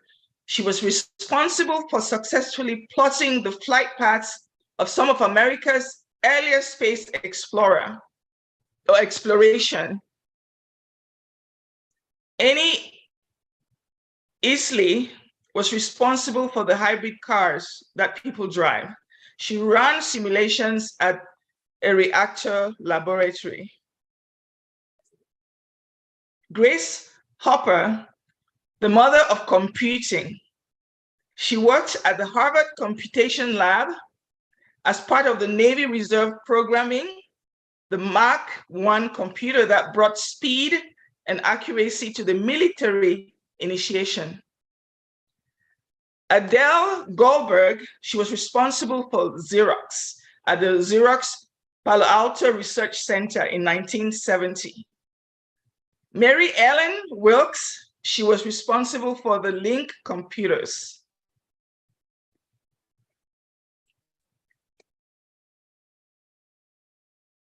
We are aware of almost everyone that I've talked about, listed, but I would like to talk briefly about a couple of them. But before I do that, I'd like to give tribute to two special ladies. I would like to appreciate them and honor them. And the first lady I'll be talking about is the reason we're all here today on this platform.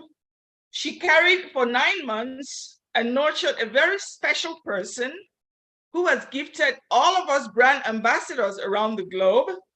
Because of her, we can proudly say, indeed we are blessed and lucky, and we're all one happy family.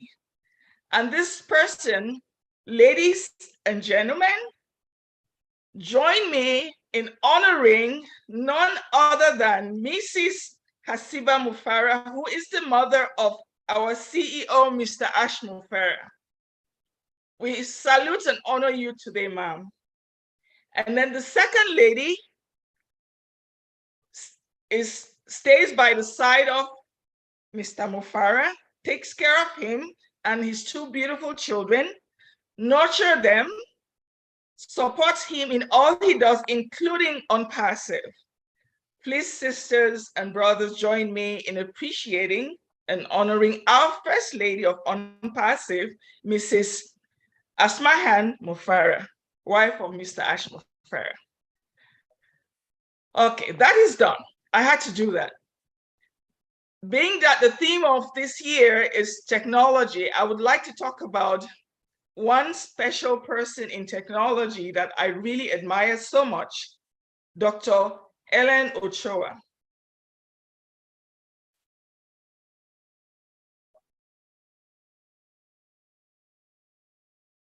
Oops. Who is Ellen Ochoa? And how did she impact society? What are her contributions?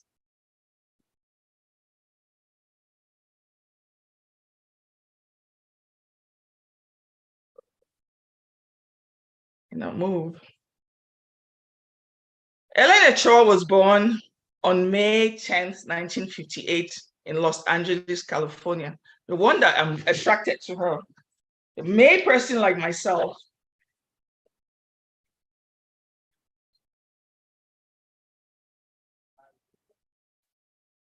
It moved. She graduated from San Diego State University in 1980. She studied physics in college, but she was also interested in music and played the flute. She continued both her music and her science studies after college. Ochoa earned a master's degree and a doctorate from Stanford University in electrical engineering. She also played with the Stanford Symphony Orchestra. In graduate school, Ochoa concentrated on optics. What is optics? It's the study of how light behaves. She continued that work at Sandia National Laboratories in New Mexico. She helped create optical systems for recognizing objects. Later, she worked at the Ames Research Center designing computer systems. Ames is associated with the National Aeronautics and Space Administration, NASA. All of her skills helped her gain admission to NASA's astronaut program in 1990. She became an astronaut in 1991. She flew on her first mission on the Space Shuttle Discovery 2 years later. By 2002, she had flown on 4 shuttle flights. On the shuttle, she oversaw experiments and operated a robotic arm to move other astronauts and equipment around. She spent 1,000 hours in space, and she conducted research on the Earth's ozone layer. Dr. Ochoa became the world's first Hispanic female when she served on the Discovery Space Shuttle in 1993. She became the first Hispanic director of the Johnson Space Center in Houston, Texas. She has earned many awards, including but not limited the NASA Exceptional Service Medal in 1997, the Outstanding Leadership Medal in 1995. After her career as an astronaut, Dr. Ochoa continued to work for science agencies. She served as the director of the Johnson Space Center in Houston, Texas for several years. Later, she was the chair of the National Science Board.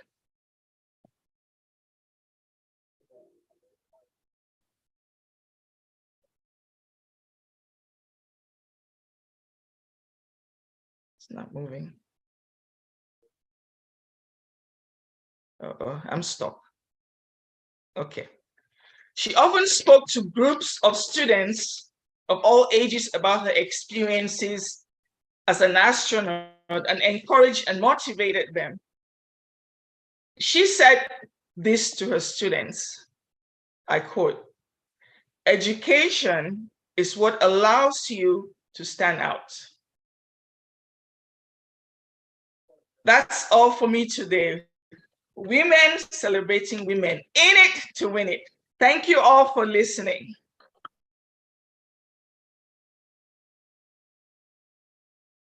Thank you so much, Sister Bridget. Thank you, thank you, thank you. We appreciate you. That was awesome. All right, we'll just wait for your screen to go and then we can go to Queen Tony. Okay, let me get out of this sharing mode. It's all right. Hello, everyone. Let me try to get this right. Good I morning, haven't finished. Queen good Tony, afternoon, and good evening, everyone. Queen Tony, can I Brandon. introduce you? Tony, she has to Pardon? introduce you. She has to introduce you first. It's okay. It's all right. It won't take long because I gave you Rosa Parks and I just want to read what the code that I picked that I think goes with you. Okay, thank you. I have learned over the years that one whose mind is made up, this diminishes fear. Knowing what must be done does away with fear. That's by Rosa Parks. And Queen Tony is a business owner of the publishing company Diadem Literary Services. Who knew that? She has been in publishing for over 20 years and has been teaching business principles and applications for 50 years. For 15 years, I beg your pardon. She is on the board of Your Own Uniqueness Incorporation as a treasurer and as an administrative assistant to Dr. T. Queen Tony also teaches at Step Up program, which is also run by Dr. T. Please, let's welcome our one and only Queen, Dr. Tony. Queen Tony. Hello, everyone.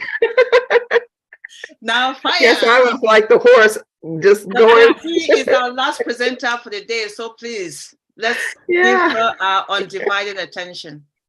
Well, I chose to do my presentation on who we all think is a really wonderful lady. And I've known her for 18 years, and being a part of her organization, I've learned so much and been so encouraged, and I've seen some incredible things. And I just had to do my presentation on someone that is close to all of us and who we know. And I'm going to share my screen, if I may. Yes, please. Okay, thank you. And the reason why is because she was last year the first named honoree of the Women History Month Game Changers Award. And it was on March 8th, which of course is International Women's Day. And rightfully so, because let me minimize this. Okay. She's an example of a strong woman. I didn't know her when she was going through her cancer ordeal, but of course she triumphed, and she's always testifying about how she went from a wheelchair to a walker, a cane, and I see her dancing all the time, showing off. And just love it. And Tanisha is a survivor of the 4th and last stage of Hodgkin's lymphoma. And after that ordeal, and if you ever get a chance to read her book, This is a Comma in Your Life, Not a Period, I have, she explains you actually go through the whole ordeal with her. And I've told her many a time that she has this, God's blessed her with this anointing that when she speaks, she draws you out. You find out who you really are. And I've been in a lot of her meetings. Of course, she's an international transformational speaker. She's spoken in Nigeria, Africa, parts of the United States, and Canada. And these are just a few of the engagements and events that she's spoken at. And I have heard her, for example, I was at one event And she made the comment in the midst of her presentation that not only do you forgive when you've been hurt, not only do you forgive the person, but you forgive the situation. I had never heard anything like that. But as she explained, it makes sense, because you can forgive a person, but go into a new relationship, and because something happens that's similar, and it doesn't have to be that person's personality, but because it's similar, we react as if it's the person that we allegedly had forgiven. So it was lots of things that she would minister, and God would use her mightily. These are a few of the events and shows. She's been on a number of radio shows and TV shows, and she shared a lot. And I've always been the one to hear the end results and the testimonies and things of that sort. And so in that organization, I started to learn that all of us have a purpose. And I've seen people who have come through the organization as members, and a lot of ladies are still members, and they're still growing, and they're still finding out new things to do things, new ways to do things, and new abilities. We started the Step Up Ladies and Youth program. We have the quarterly and women's empowerment events and Discovering You magazine. And as you can see, our kids and our ladies, and to the right of the screen are some of our members, and that's a Christmas party. But I'll tell you, and one of the funny stories is when the board meets and we get to talking about things that, are upcoming, and Dr. T will make the comment, well, I have an idea. God's been really placing on my heart. And I know all the board members are like, okay, here's a new thing coming up. And one of the board members had told me, she says, whenever you guys start talking about putting something into play, it's a done deal. It's going to happen. And that's what most people that come through have picked up from Dr. T. She is someone that you cannot be around unless you're growing. And me as a publisher, when we first met 18 years ago, I told her that I would help people prep their manuscripts for publication. I was not a publisher. And she, every once in a while she throw it out there. Well, Tony, you're a publisher. No, I'm not a publisher.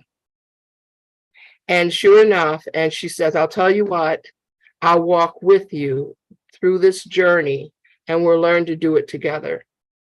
And sure enough, after hanging out with Dr. T, I'm a publisher and have published a few books. And then we started partnering. She saw the need. A few of our Step Up ladies had started nonprofits. They in turn connected with other nonprofits and organizations. And here are a few that we have partnered with and connected with. And Foresters Financial was a nonprofit plus insurance company that does various outreach that we had participated in, and the same type of giving spirit that she has just infects everybody around her. And I'll tell you this, the moment we found out about ONPASSIVE, and we went on the site and got to looking at some of the products and everything, I got excited because she was excited. Oh, we could do this and we could do that. Oh yeah, we could use that. Oh, that would be wonderful. And I got excited because she was excited. And then I started dreaming. And that's the thing. She's one of those that will get you to dream. And a lot of the ladies, I have seen people around her grow. And there have been people who have come through the organization, and she'll sit and she'll talk with them, and you should be, oh, that's really nice. Oh, you do jewelry. You should start a jewelry store or start a jewelry business. You're pretty good at that. And sure enough, they end up doing exactly, they're so encouraged. And then her example, when she says she's going to do something, it happens. And that example alone encourages and strengthens the women around her. And so we have connected with other organizations and shelters, and then her books. She's an author of 4 books, as you all know, and I've read them all. And I'll tell you, they're all life-changing. I have seen people read the Hugs book. One lady on the bus, she bought the book, read the book, and there were people in her life telling her what she couldn't do. And for a while, I didn't see her anymore. But when she would get on the bus, she was dressed in just regular clothes, jeans, a top, and a coat. And she was a home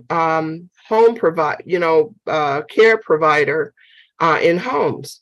And she wanted to go for a job at Henry Ford Healthcare Center or hospital. So I didn't see her a while. And finally I saw her after maybe almost a year, and she came dressed up in like this suit with a beautiful winter coat, and her hair, she had cut her hair, and it was wonderful the way that she had it. And when she got off, instead of her getting off at this home that she was working at, she got off where the hospital was. And when she had first purchased the Hugs book, she was outlining right away. And I've seen there was the producer of her TV show, his daughter came down ill with a rare cancer. He bought the comic book, and they were able to know exactly what to do to keep her strong during her ordeal, to the point whereas the tumor shrunk so that they wouldn't have to do as major a surgery as they were supposed to. And they were talking about having to, I guess, crack bones or whatever that was. And they didn't have to do that. And The Spirit in You and Taking Control of Your Life from the Inside Out. And they're all really great books. And I always tell her that God penned those books, because when I read some of that information that comes from that, and I can honestly say God is truly using Dr. T, and she has a heart. She truly has a heart for people and to see them succeed. And I've seen her push people to do just that. And then when she had her TV show, and yours truly was one of her script writers, and that was a lot of fun too. And she had touched on topics like the glycogen storage disease on Daphne's Cause, and a lot of people hadn't heard of that. And a lot of people thought that they were hyperglycemic, and they couldn't seem to get a handle on that. And when they viewed the show, they went back to their doctor and come to find out they had glycogen storage disease. And then they were able to treat it and get better. People who went through cancer watched the show Cancer, How Did I Get It? And they had a better understanding. And then people who grew up in the home without a father, we aired that show, Life Without Dad, and they learned a lot of things. And the emotion, the emotion that comes with it and how to deal with that. And I truly thank God for Dr. T. And what we didn't find out until the show had aired a while was that Dr. T was actually the first Black woman to have her own TV show on WADL. And that was incredible. And she had a great following, I should say, on that show. And I would sit with a neighbor to watch her show. And at the end, she would have these words of inspiration. And I was having tea with a neighbor watching her show. And when that part of the show was getting ready to come on, she shushed me. Wait a minute, I got to get my words. And sure enough, they would be really encouraging and uplifting, and it would just get you going, and God was known to do that. And then, of course, she has received a number of awards, but I decided to just display these two: the Testimony and Resolution Award from the City of Detroit, and the Woman of the Year Award from the National Association of Professional Women, which was in 2010, 2011. And so, and that's the end of my presentation, but I really appreciate being a part of her organization, Dr. T's organization.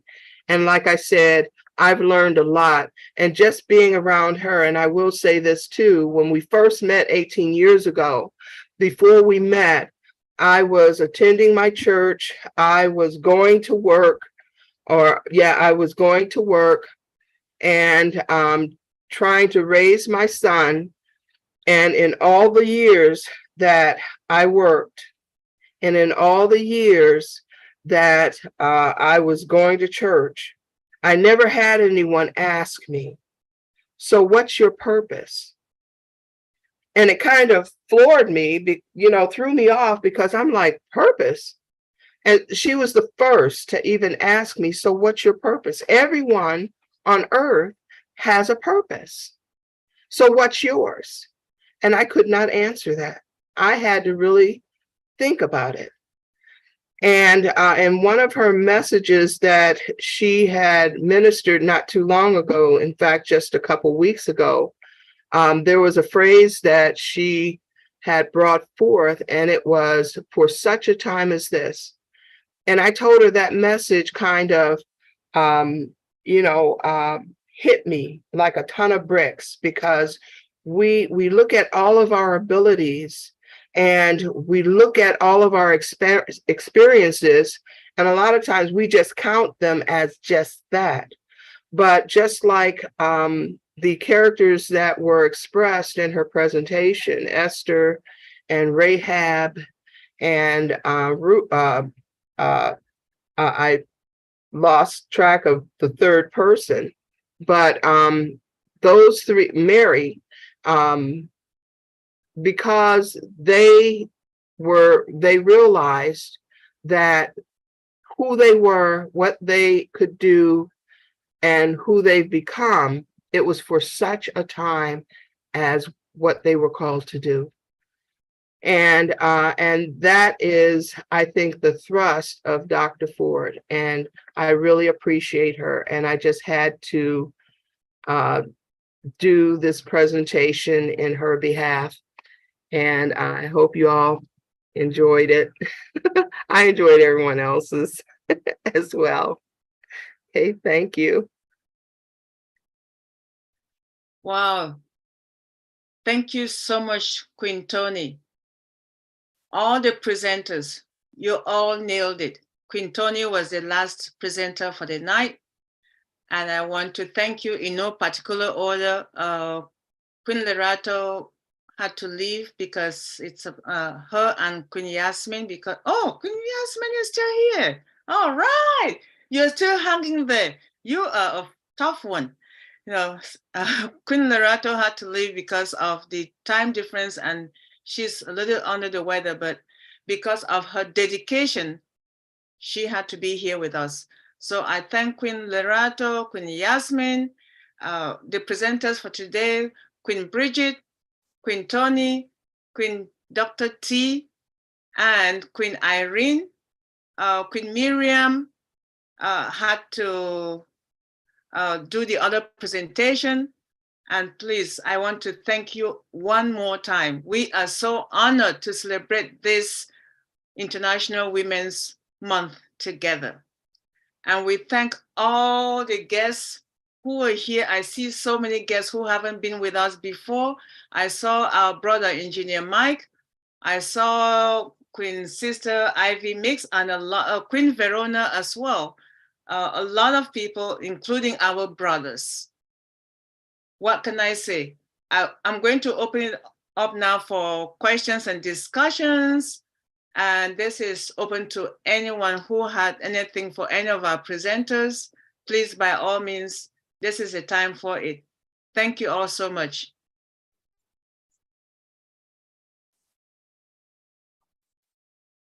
Dr. T, is your mic still giving you trouble? No, I'm here. Okay. Can you hear me? Yes. Can you hear me? Yes. I enjoyed this whole event. I think that all the ladies did a awesome job. I hope that Dr. Derek is paying attention to his future speakers so he can call on them whenever he likes, because they're right here on this platform. Congratulations, ladies. Okay.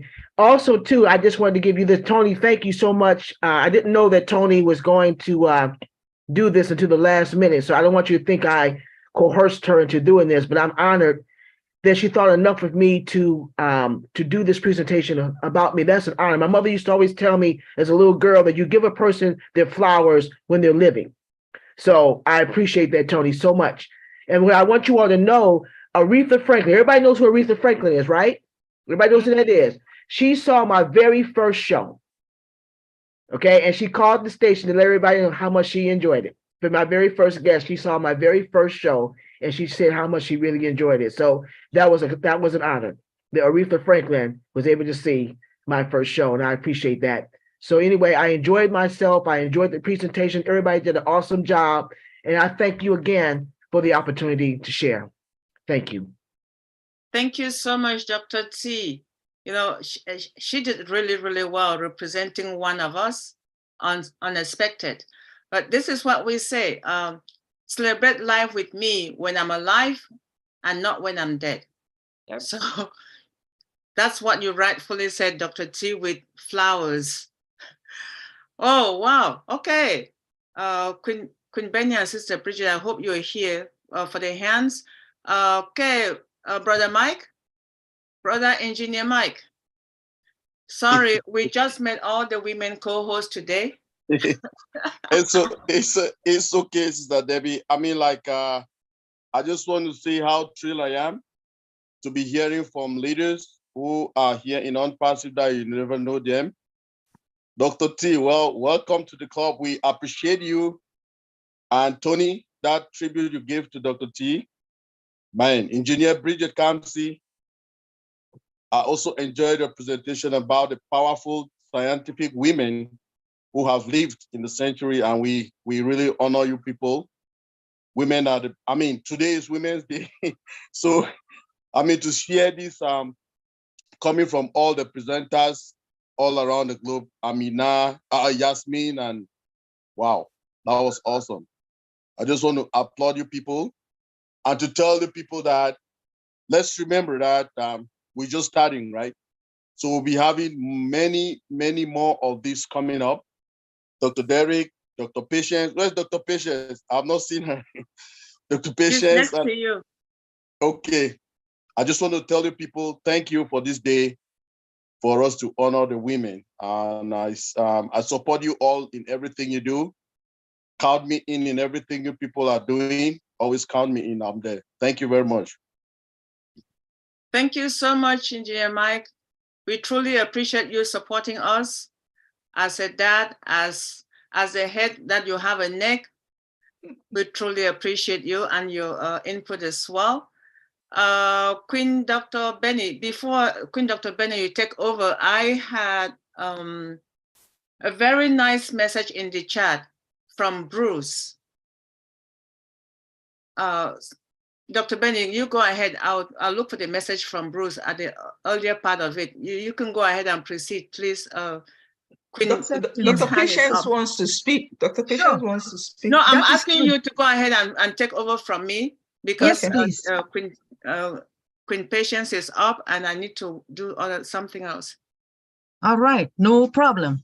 Brand Ambassador, Queen Dr. Pat, please unmute yourself and share us your excitement. Are you ready? I'll speak like Dr. Derek born lady, but I don't know what I'm born lady. I just wanted to appreciate all the ladies. Guys, did you see how the ladies were popping today? Those headpieces from those from Africa, Sister Yasmin, wow, the ladies, you all came out and show yourselves, Sister Tony, Dr. T. Today was Lady Day, and we came out. I love you guys. I love the presentation. I love the education. Right now, I don't know what I'm going to say on Thursday because you guys did it all today. So maybe on Thursday, I'll take a bath. But I just want to appreciate you guys. Happy Women's Day. Yes, I know us women, we have multiple hats. Find time to take time and celebrate you. Since our sister said that. Thank you. That's all I just said. Just wanted to appreciate them. Thank you, Queen B. All right. Thank you so much for sharing. We appreciate you, Queen Dr. Pat. All Queen right. B? Yes, please. Queen B, can I ask for permission? The one I was looking for. So from Bruce Gersten. Certainly. They say this is a man's world, but it would be nothing without a woman. Thank you, ladies, for your nurturing hearts. That's he loved that message in the chat. It was very heart touching. So I'll go through and check for more while you do. Sister Kanla is here too, so we're going to do that together. Proceed, please. Thank you, sis. Thank you so much. Thank you. I really appreciate you. Our brand ambassador, Queen Sharon. Please unmute yourself and share us your excitement about this topic. Thank you so much for coming. Good morning, good afternoon, good evening. Can everybody hear me? Yes, please. Yes, Proceed. okay. I thought so. Hello, everybody. My name is Sharon Wheaton from Canada. And the first thing I want to say is happy International Women's Day to all the queens out there. Thank you so much for a great webinar. All the speakers were wonderful. I'm so sorry I was late from work. I didn't get in till I think 8 o'clock, but what I heard was absolutely marvelous. And I also want to say happy International Women's Day to all the leaders, all the old women out here, all you old women and everybody and your mothers and your daughters.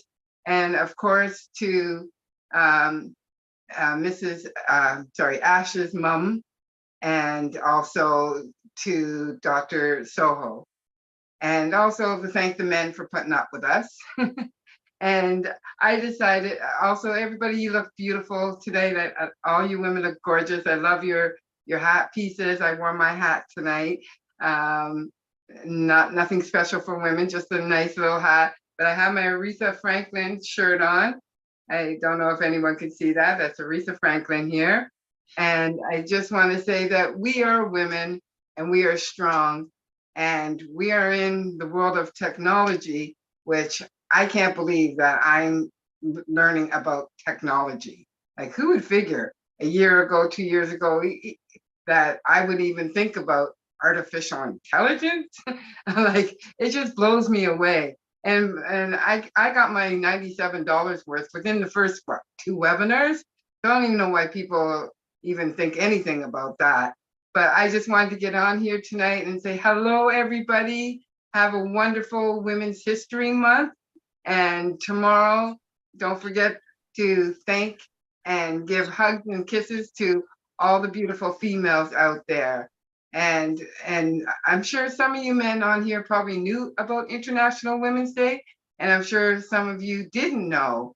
And if you don't know about it and you're learning now you know, and share it. Let everybody know. Tell your brothers and your sons that, you know, today is our day. It's different than Mother's Day. It's different than Valentine's Day. It's about recognizing strong, beautiful women of the world. Thank you so much. Have a great day tomorrow, ladies. Thank you so much for coming. We really appreciate you. I know you're a woman. Proceed, please. Go ahead.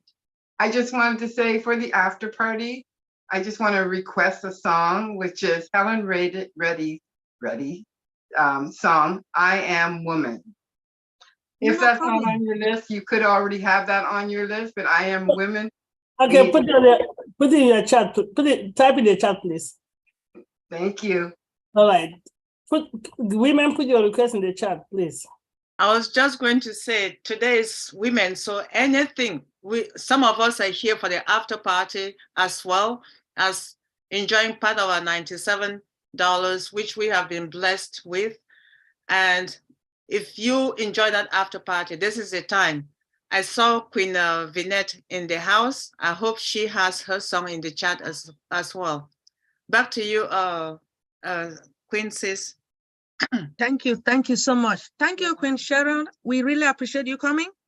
We love you as a woman. We love you as an auntie. We love you as a sister. Thank you for sharing. All right, Queen Bridget, Engineer Bridget, could you please proceed in calling your sister? Thank you. So you want me to call my sister? Okay. So the next person is my sister, Jane Francis Kamsi. Could you please unmute yourself and share your excitement?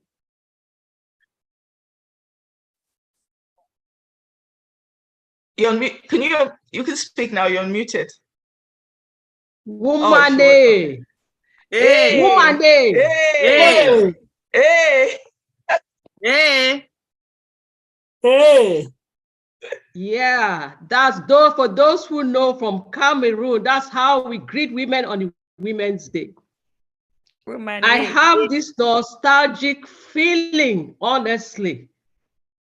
I have this nostalgic feeling. We have celebrated Women's Day for the past decades. I have been working in Cameroon for the past more than 35 years, and I've been celebrating Women's Day. That's why I have this nostalgic feeling. Even if you guys did not organize this meeting, I'll be rejoicing, dancing, enjoying, singing and dancing and doing all what not just to enjoy this Women's Day. You understand? So when we say Woman Day, yay, that's how we answer it. That is it. Woman Day, hey, that is it. I have always celebrated Women's Day, to be honest. So I'm so happy. If you take note, did you not take note that you saw my camera on today? Yes. This is and you. That is it, just to show you that I forgot other things just to put on my camera to assist you guys and to know that I'm with you. When it concerns woman, I'm there. That's our big sister speaking. That is it. Merci, grandson. I have worked with CNPS, National Social Insurance Fund Cameroon, for the past 35 years until I came here. I retired for the past 7 years. I'm here now. Just to tell you that I know what it means celebrating woman. So the female workers, we've always been provided with these printed fabrics. The women outfit, we have the special fabrics for women. You know that? We have the special fabrics for women. I have it every year. Good, that is it. So we join the rest of the world to celebrate the woman, sing, dance, wine and dine all over the world, and meeting with you is something great. Please, I'm so happy. I don't know how to express my joy and everything. So we are together. Happy Women's Day to everybody. We are together. Let's support one another. Please, please, please, please.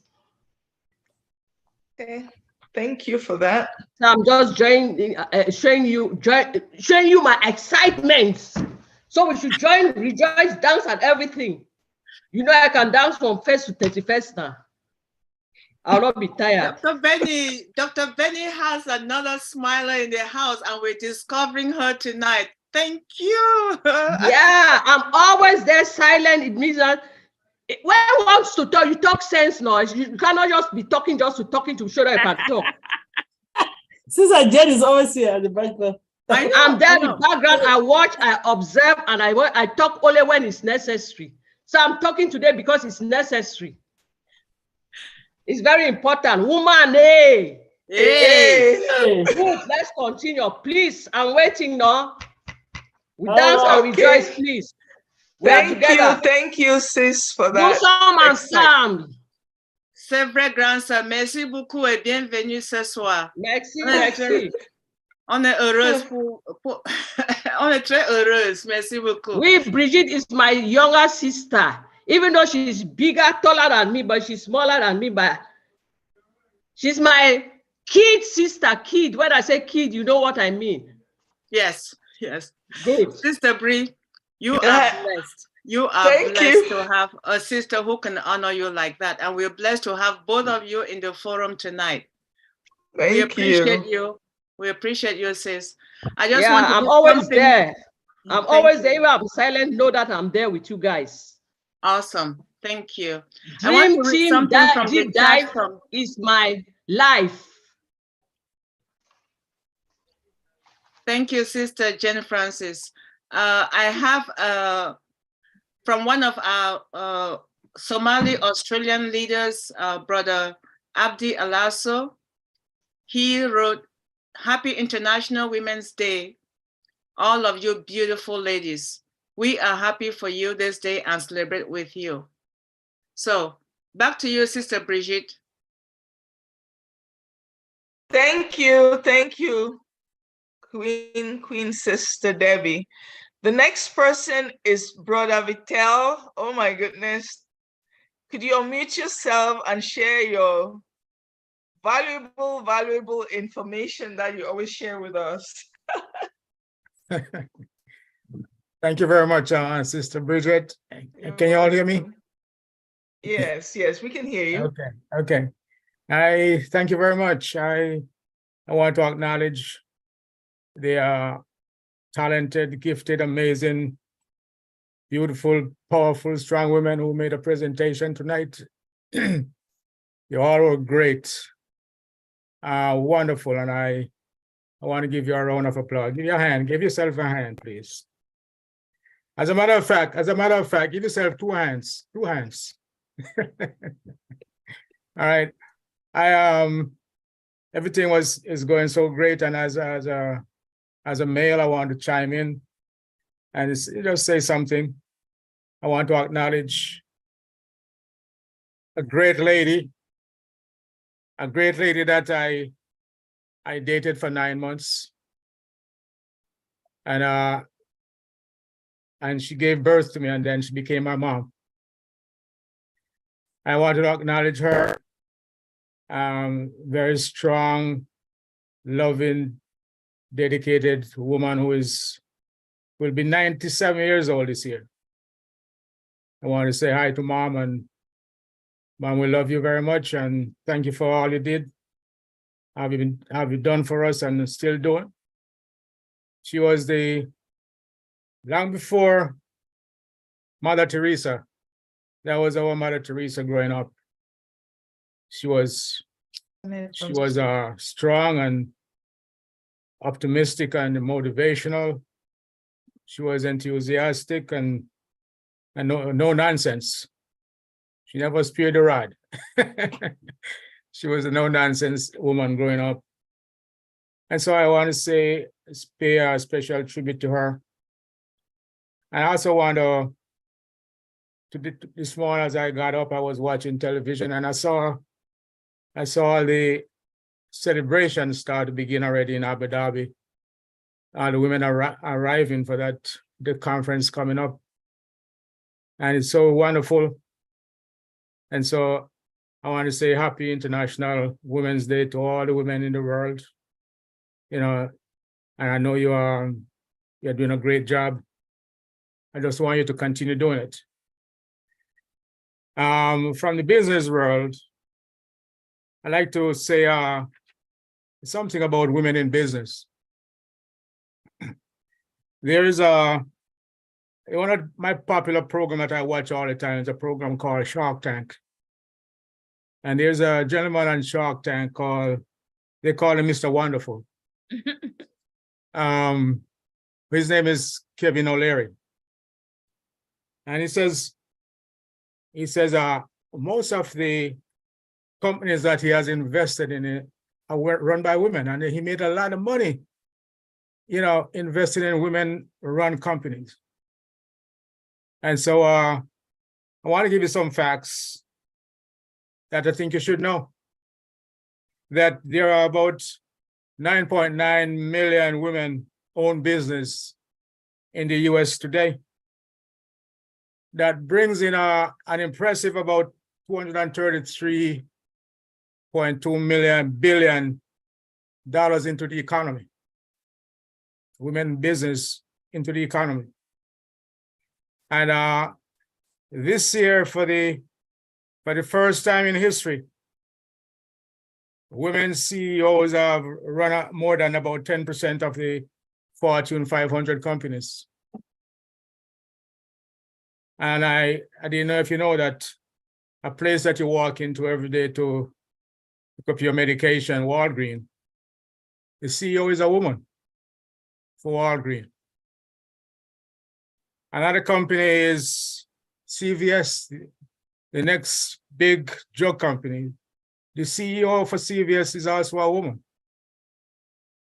And TIAA, which is a Teachers Insurance Annuity Association, is also run by a woman. And just a few years ago, PepsiCo, the CEO of PepsiCo, she retired a few years ago, was run by a woman. Now, I don't know if you know much about all the products that the ladies buy and the men buy sometimes in the store. But think about PepsiCo as PepsiCo, a bottling company. And they are interrelated by owning other companies like Frito-Lay. They are also own Tropicana Foods, Gatorade, Quaker Oats, Lipton Tea, and all those companies. And this lady was in charge of that humongous company and she spent about 12 years at the helm of Coca-Cola. And so hats off to women CEOs. As of 2022, women make up about 28% of the tech industry, the industry that we all are in right now. Women make up about 34% of the workforce in the largest tech companies such as Amazon, Google, Apple, and all those companies. And so you rightfully are taking a seat at the table. What we want to see next is a woman who is president of this country. We have places like Great Britain, India, Israel, and all those countries have gone ahead of us. And somehow we're lagging behind when it comes to women. They are leaders. They have shown that they are leaders. Some of them are much stronger than some of these wimp men that we have out there trying to be in politics. They don't have any backbone to stand on. The women have more backbone to stand on than them. And I want to say, I'm not here to talk about politics, but I wish a woman could step up and become president one of these days. That would be great. We want to see that glass ceiling break. And so, on behalf of my mom, we're getting ready to celebrate her birthday in May of this year, the 26th of May. On behalf of her and all my sisters, I've got 7 of them. One of them is on the call right now, Vinette is my sister. She was the one that brought me into ONPASSIVE. On behalf of all the women in my family, on behalf of my 3 granddaughters, I want to say Happy Women's Day. God bless. Thank you. Wow, thank you so much. Thank you, thank you, thank you for always gracing us with all of the nice things you always share with us. The next person I'll call is Dr. B. Before I call Wilson, Dr. B, can you share your excitement? You bet. Our ladies, our queens, all over the globe. Yes, this is what I'm talking about. A woman. You guys know the importance of a woman. By the way, thank you, Engineer Bridget, for giving me this opportunity. I appreciate you. I wanted to say something. I really want to congratulate all the ladies. I'm proud of you guys, those who have spoken, those who presented.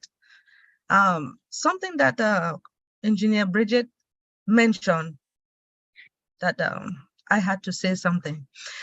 She said she wanted to really thank the mother of our CEO. She even mentioned the name. I didn't even know. How did you know that? Anyway, the mother of our CEO, the wife of our CEO as well, because if it wasn't for them, we will not be here today. I really want to congratulate all the women around the universe. We are women. There are a lot of things that the Lord gave us. The Lord gave us power. Although we still have to respect our men, right? We still have to respect our men. I want to thank all the men all over the universe as well. But women, power! Yes, men, power! Anyway, you know, sometimes they say what a man can do, a woman can do better, right? But we still respect the men. Women cannot just sit and just become a housewife. You can't. Now, let me say something before we can hand it over to Wilton, brand ambassador. Being a woman, you cannot only be a housewife. There are a lot of things that you can do. And being a housewife, you can't just sit and just say, okay, let me just cook for my husband or for the children. But there are certain things that you have to do also to better off your life. You cannot just sit and become lazy. You can't just sit and wait, let's say for the husband to go out there, bring the money, anyway, to feed the whole family. What about if something happened that your husband died? What will you do? How are you going to take care of the kids? That is why you have to stand up for your right. I hope I'm not talking too much, but there are a lot of things that we can do, and we need to work harder. But I really want to congratulate all the women. I love you guys because I'm a woman. I want to congratulate my mother, my late mother. Do you know that her name is Teresa? Oh yes, Mother Teresa is my mommy. I'm telling you. Oh yes. Anyway, I want to thank all the mothers, upon mothers, my grandma, each and every mothers all over the globe. Remember that we will soon, since we are mothers, we have girls, and the girls will become mothers. So we need to teach our girls to become mothers, right? Make sure that they need to go to school. Please, they need to go to school, educate themselves, and then do something better and better of their life. Anyway, thank you so much to all our ladies all over the universe. I'm proud of you guys. Keep up the good work. Thank you so much, Engineer Queen Bridget, for giving me this opportunity. Thank you. Hey, Dr. B, excitement. Thank you. That's awesome. Always. Thanks for encouraging us women. The next person, Wilton, could you unmute yourself and share your comments, excitement, or Hello, hello, hello, queens and princesses. Happy Women's International Day. I would tell you something. Today, I was blown away. I'm always among women. I have 6 sisters, unfortunately, 1 passed. I have 7 nieces. I'm always in the woman's life. I have 2 granddaughters. I'm always involved in the woman's life. But today I want to share my excitement. Because tomorrow is your birthday, that's why. Next week, Monday is my birthday. Next Monday, the 13th. So it is a great March day, Women's International Day, my birthday. Bigger news, ONPASSIVE is going to the commercial. You cannot ask for a better month. So let me leave that right there. I want to say thank you to all the presenters tonight. I have learned so much. I could add most of what you said to my everyday activity and learning how to represent women, how to treat women, how to be the best support for women, and how to be a ladies' man at the same time. I've heard it all tonight, but I am forced to even go further because, as I said in the chat, sometimes you can spot a successful woman in the wild without knowing anything about her. It is not the outward occurrence, like having nice things, but how she conducts herself. Anytime me as a male being in women's company, I could tell just by the way you greeted me that you're happy. I could tell the way you greeted me that you're content. I could tell the way you greeted me that you are feeling worthwhile. I could tell the way you greeted me that you are enjoying life to its fullest. So I did a little research and I found 6 things that really can add to all the great presenters. Women, they have a habit of self-improvement and they do it every day.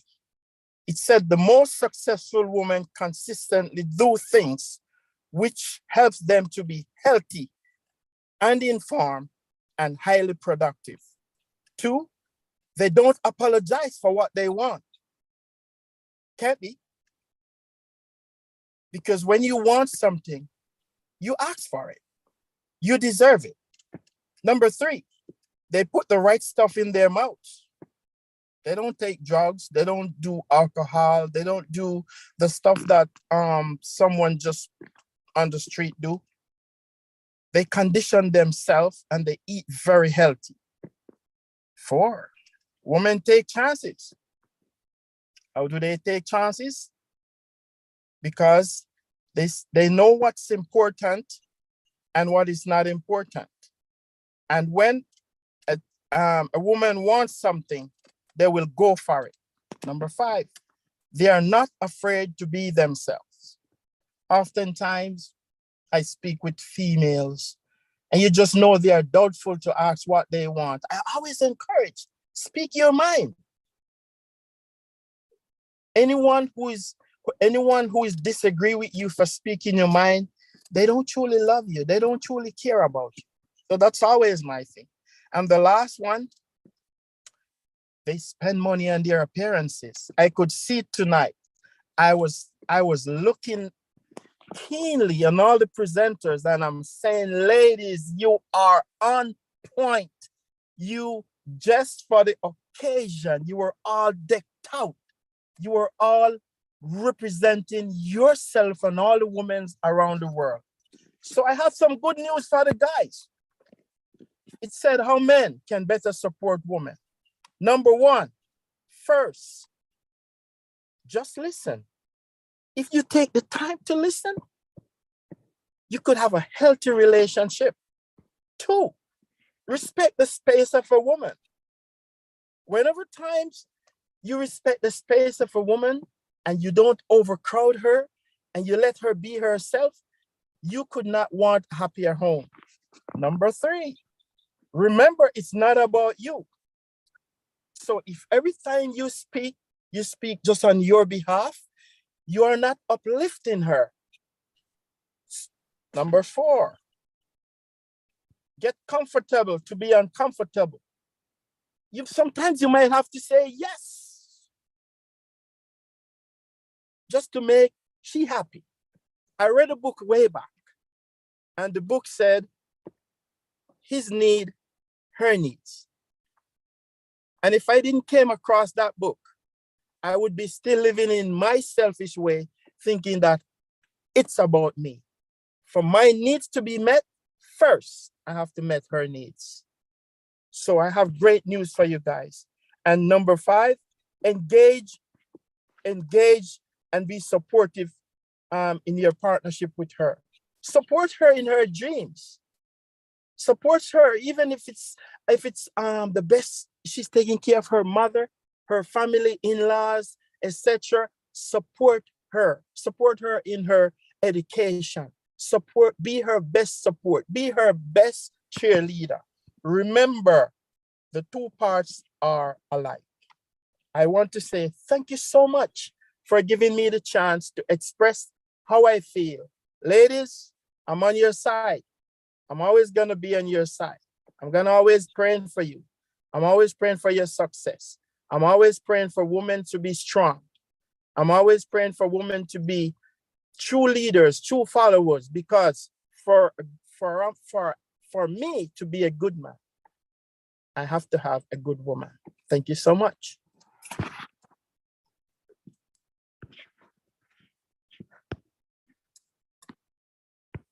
Wow. Wow. Brother Wilton, I know who you are, and to hear that coming from you, it's such an honor that you've been here at the beginning and until now you're still with us. That can only come from the heart of a man who was well brought up by a woman. We honor you and we respect you and we appreciate you and your input about the International Women's Month celebration. We look forward to seeing you on Thursday for part 2. Thank you so much. You're very welcome, bro. You're welcome. I think anyway, Dr. P, go ahead. Wow, after Brother Winton spoke, I'm like, wow. You are right, brother. A woman is the only creature that have the right to argue with God, right? God give them hair, they say it's not enough. They put theirs.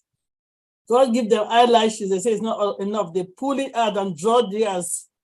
God give them eyebrows, they put it on, draw theirs. Eyelashes, they add. Nails, they say it's not enough. They add nails. So yes, they spend time on their appearance, and it looks like they're the only people that can argue with God that that's not enough. I need more nails. I need more eyelashes. I need my eyebrows not drawn the way that I want. They clean it and draw it. So you're right.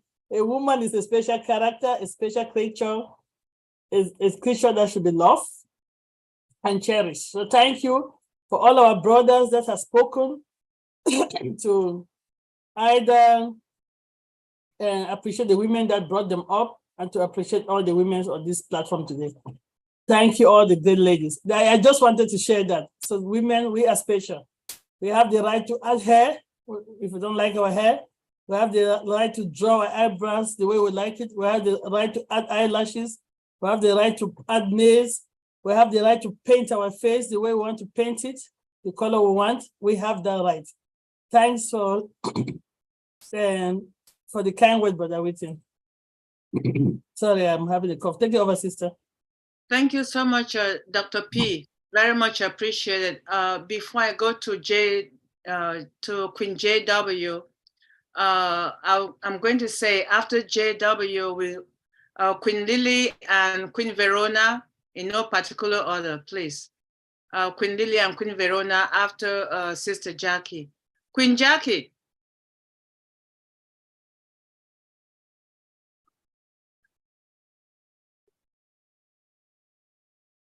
Your co-host, right? Amazing. Okay. Host is not allowing. Okay. Good evening. Good evening to all. Oh my gosh. Queen Debbie, amazing, amazing, amazing. All the queens were amazing. You know why? Because women are the backbone of everything. We are the backbone of everything. And tonight is letting the world know that we are the backbone, that we are the nurturers of this world. So it was amazing to hear every grand ambassador, every queen speak this evening. It was truly amazing. And you know, if you was never recognized, you was recognized this evening. If no one never spoke for you or stood up for you tonight, the men and even other women stood up for each and every one of you. Thank you so much for sharing your wisdom with us. Thank you. Lovely, lovely. Thank you, Queen Debbie. Thank you Thank all you, to the other Queen leaders. JW. Thank you so much. Okay, thank you. All right, Queen Sharon, I see your hand is up, and then Queen Lily and Queen Verona. Yes, I was trying to admit you. There we go. Hi again, Sharon Whedon from Canada. Hi, I Sharon. just wanted to say one more thing. I didn't know if I wanted to go there tonight, but I think it's important also because my hat goes off to these ladies, and they are survivors of domestic abuse. I'm talking women that have been raped and beaten, women that are missing, especially today, in today's society, human trafficking. I can't believe how bad it is. And if you don't think it's happening in your city, it's happening. I live in Canada, in Toronto, and I'm shocked. I'm like, what do you mean we have human trafficking in Toronto? It's just absolutely disgusting. I watched a really good movie based on a true story the other night called Black Girls Missing. And then it followed with a documentary. And I couldn't believe how many of our young Black babies that are missing, girls that are missing from their homes at an early age of even 15, 14. And a lot of them are being sold for sex slaves. A lot of them are being ignored by the media and by the police. And a lot of these people need help.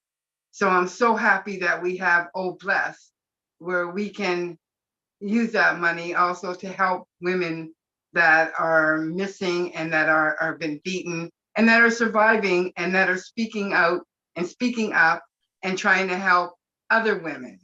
And it's women of all colors that this happens to. Sex trafficking is huge. They take you from your city, from your home, or they promise you the world. And then some of these women are never seen again. The women that are on Black and Missing is Derica and Natalie Wilson. And those two women, my hats go off to them. So happy International Women's Day to them. And then one story that touches my heart dearly, and it's happening in Niagara Falls in Buffalo, New York. And she's trying to travel the world, and she's been helping women with domestic abuse and rape. And she happened to be raped at a very young age. And her name is Angelina Wilson, and she has a book out. And it's a wonderful book, and she says, speak up. And this is her real life story on what happened to her. And she started a group called Speak Up and Live. And to have women to come together and tell their stories and have someplace for them to go to and to set in to let them know about all the emergency numbers that they can reach. And I just think that we need to look at that, and we need to recognize that a lot of these women came a long way. They came and they left with nothing, but they have their life and they are survivors. And so I just wanted to honor them, and I just wanted to wish them a happy International Women's Day, and to wish my mom happy International Women's Day. She is no longer with me. She is in heaven, for the late Karen Whedon. And I love you, Mom. And thank you again for allowing me to speak. Thank you. Thank you, Queen Sharon. Thank you so much for honoring not just the women who are here, but all the women that you mentioned, including the one who had you in her belly for 9 months. We appreciate you, and we look forward to the after party, which is coming on very soon. Just want to call on a quick two sisters to say something before we move to after party. Two sisters, and then one important person that I'll mention later. Queen Lily, you have. Thank you, Queen Debbie, for this opportunity.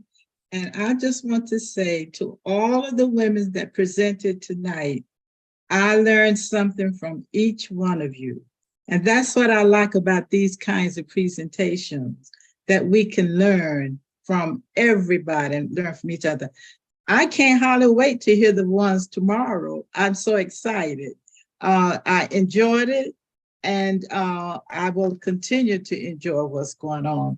And the only thing else I want to say is I want to thank the men for actually supporting us, because we need that support. And we thank you very much. All of you that spoke, those of you that did not speak, but your presence means so much to us to be here.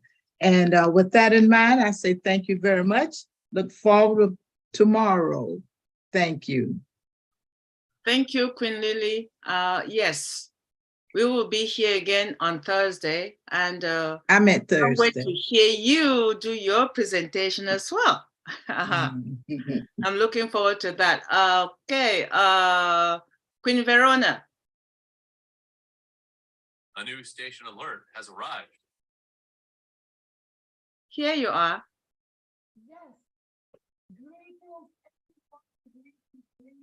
We can't hear you. Hold on a second.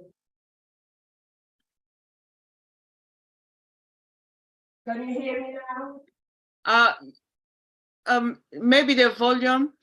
Yeah, we can hear you. No problem. Can you hear me? Yes. Yes. Greetings, everyone, ladies, women, queens, sisters, fabulous. We can go on and on with titles. But one thing that we have in common is a heart. Great presentation from you all, and you are all fabulous. One thing about women, we have a heart. I mean, men, we do have a heart too. But see, there are two sides to a woman's heart. One side is saint, and the other side is a warrior.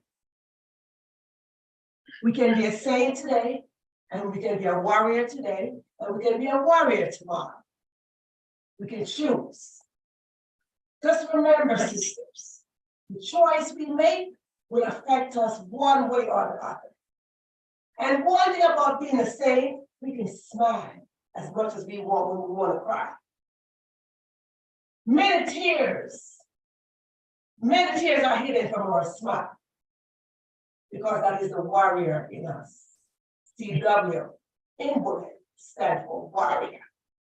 Always remember that you, yes, you, Jackie, you Dr. Patient, you Dr. Ben, you Lillian, you Sister Debbie, all of you women here, you are warrior in your own rights. Never let no one take that away from you. As we celebrate internationally, remember, we must celebrate individually. It is time that we stop competing with each other. It is time that we stop gossiping and take down each other. It is time for us to come together as women with our passionate heart and support each other, because only us can relate to each other. Remember something, together, we are stronger, no matter what. Thank you. Thank you so much, Queen Verona. We appreciate you. That word is so inspiring, and I'm not going to repeat it again. At this point, I'm going to acknowledge all the greetings from. Sister, can you call Sister Raquel Manke? I think she's joining us from India, one of the great leaders from India. Raquel? Okay, I was just going to acknowledge there's so many messages on the chat from Brother Shaggy, Roy Davis, and a couple of others acknowledging the celebration today. And then I will call her, and after that, I will call on the one and only person who made the platform ready for us, who has been quiet all night, but now has raised his hand. So I can't see where she is. What is the name, Sister P? Maybe you can send her a private chat while we let Dr. Derek speak. Rike. Okay, let me. Rike, can you unmute yourself? Yeah, she put on her hand. Go ahead. Oh, Rika. Okay. All right. Thank you. Oh, thank you so much. Thank you so much, everyone here. All the beautiful souls across the world, that is the women, celebrating women for ourselves. Wow, what a moment. And this is being recorded for tomorrow. The women who actually need to listen to these, these words so that they can come out of the shell they are into, where they feel they are, they cannot do anything, right? From that moment to the moment where they would say, yes, women can do everything. I remember when when my sons used to say that we are coming home, no matter how hungry I used to be, I used to wait for them to have the food together, right? That's what a woman is, to celebrate and to love and to care and to share together. So yes, I would not take much time because everyone here have already said a lot beautiful things about today's celebration, and we all are together. A woman has to stand for a woman so that we can make a better tomorrow. It's highly required. Being brand ambassadors, it's our responsibilities to take this to the next level and celebrate every woman, because every woman is special and they deserve the best on this planet. Thank you so much, and over to you. It's wonderful to be here with all of you. Thank you. Thank you, Queen Reka. It's an honor having you, and I'm glad you stayed along. I know you came in and out because of internet connectivity, but thank you for making time to be with us until now that you were able to hear your voice. We appreciate you, and we'll be seeing you very soon. Thank you. All right. At this stage, I'm going to say the one person that has not said a word since the beginning of this webinar, who has given us this platform, Dr. B. Dr. B, over to you. Queen Debbie, I'm just trying to find out if, did you read this message from Queen Admira? Queen Amal? No. You can go ahead, please.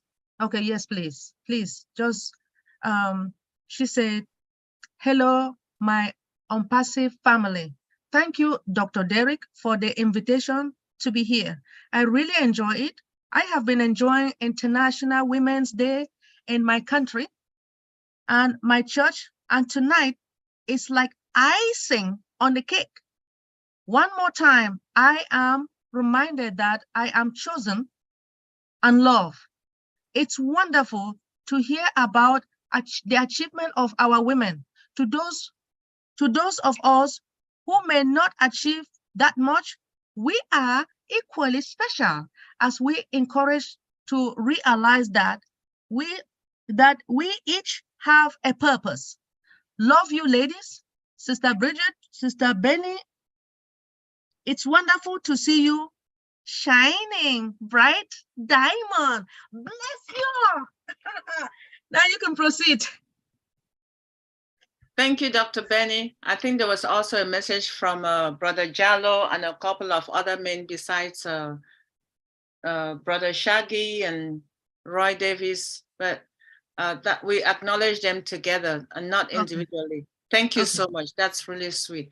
All right, we have not heard the word for the first time that we've been on this deep dive. This is the first time Dr. Derek he has not burnt his dinner. So Dr. Derek is the one who makes us smile. He empowers each and every person on his path. He gives you all and all that he has and guides when needed. And as patient as he is, he always encourages us, yeah, man, you can do it. And what we have in our back, as our backdrops, he came back from Sabbath on Saturday and spent the whole night and did not sleep working on this. Can you imagine the dedication? Your mother brought you up properly. The 9 months you're in her belly, she fed you the right food. And we are grateful for her, as much as we are grateful for all the mothers who brought us forth into this world. Thank you so much for being in our lives. Thank you so much for empowering us. We truly appreciate you. I know your hand was up, but I wanted you to be the one to have the last word. Over to you, Dr. Derek.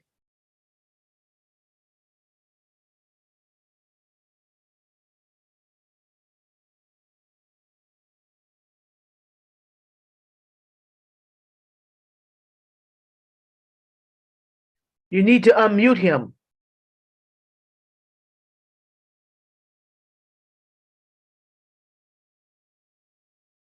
Thank you. Hi. No mercy.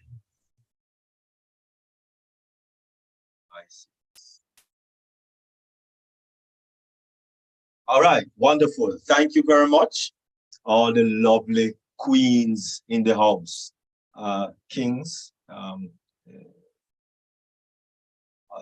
flowers. We don't deal with thorns today, it's flowers. All the flowers in the house. Thank you very much, really appreciate it. No, I didn't want so much introduction. Just wanted to say over to you, Derek, Dr. Derek, and that would be it. Because today is definitely Women's Day. Women celebrating women. And no, so I do about a skirt or anything. So, you know, we want to just celebrate women today and Thursday. We just want to celebrate women. And if you are in Dubai, you know, you can attend that meeting that we sponsor. ONPASSIVE is one of the main sponsors of the International Women's Entrepreneur Summit that will be going on this weekend from Friday to Sunday or thereabout. So please, if you are in that location, please sign up for that summit because it is going to be fabulous, fantabulous. Thank you very much, Queen Bridget and Queen Dr. Benny and Queen Debbie and you know, and all the speakers, Dr. Patience, Queen Aisha, Queen Amina, Queen you know, Lily, you know, Queen, all the queens that presented today and will be presenting on Thursday. We just want to thank all of you, Queen Dr. T, and oh my goodness, all those presentation was fabulous, really fabulous. But I also want to thank Queen Verona Willis Brown. Really appreciate and thank you for gracing us with your with your lovely presence, and of course, Queen Admira Walker for those kind words, and also gracing us with your presence on this Women Celebrating Women. I thank you very much. And without women, yes, men was first, but actually without women, there will be no more men. You know, so definitely women is the top of the top, because from once you can create life, oh my goodness, that is superb. I would not wish that on myself, to be creating no children. You know, God knows who to make men and who to make women, because those things are a lot of burden. And you know, it's just amazing. It's really amazing. Back in the 80s, when doctors did strike in Jamaica, I was one of the persons in the military at the time, but one of the persons who was working, for those of us who know Jubilee. I was working in Jubilee Hospital for about a week when 10 days when the doctors strike. And oh my goodness, I happened to be there and assisted. I think it was either a nurse practitioner. Yeah, I think it was a nurse practitioner that actually delivered a child, and I was right there assisting. And oh my goodness, woo! That is a sight to see, a loving sight to see. But whoa, you know, I just thank you all women for the role that you play in this life, and for stepping up when most of us men play the fool of ourselves and behave like we don't have any sense. I thank you all very much, and I praise you, and I thank you for all that you have done to try your very best to assist us hard-headed, stubborn men, you know, to head into the direction that we should be heading. I thank you all very much. Thank you, thank you, thank you. Peace, blessings, and enough holy and plenty love to you, strong women of this world. Thank you. Thank you, Dr. Derek. Thank you so much. I mean, once you speak like that, I will say at this point, I just want to acknowledge everyone, every leader who has signed in or written a chat, written a message to us on the chat. We appreciate you for coming. And for all the other leaders who have YouTube channels, please put them in the chat so we can subscribe and listen to everything you post. We look forward to seeing you again for part 2 of this on Thursday. And we also look forward to seeing you in all the other forums, which shall also be posted.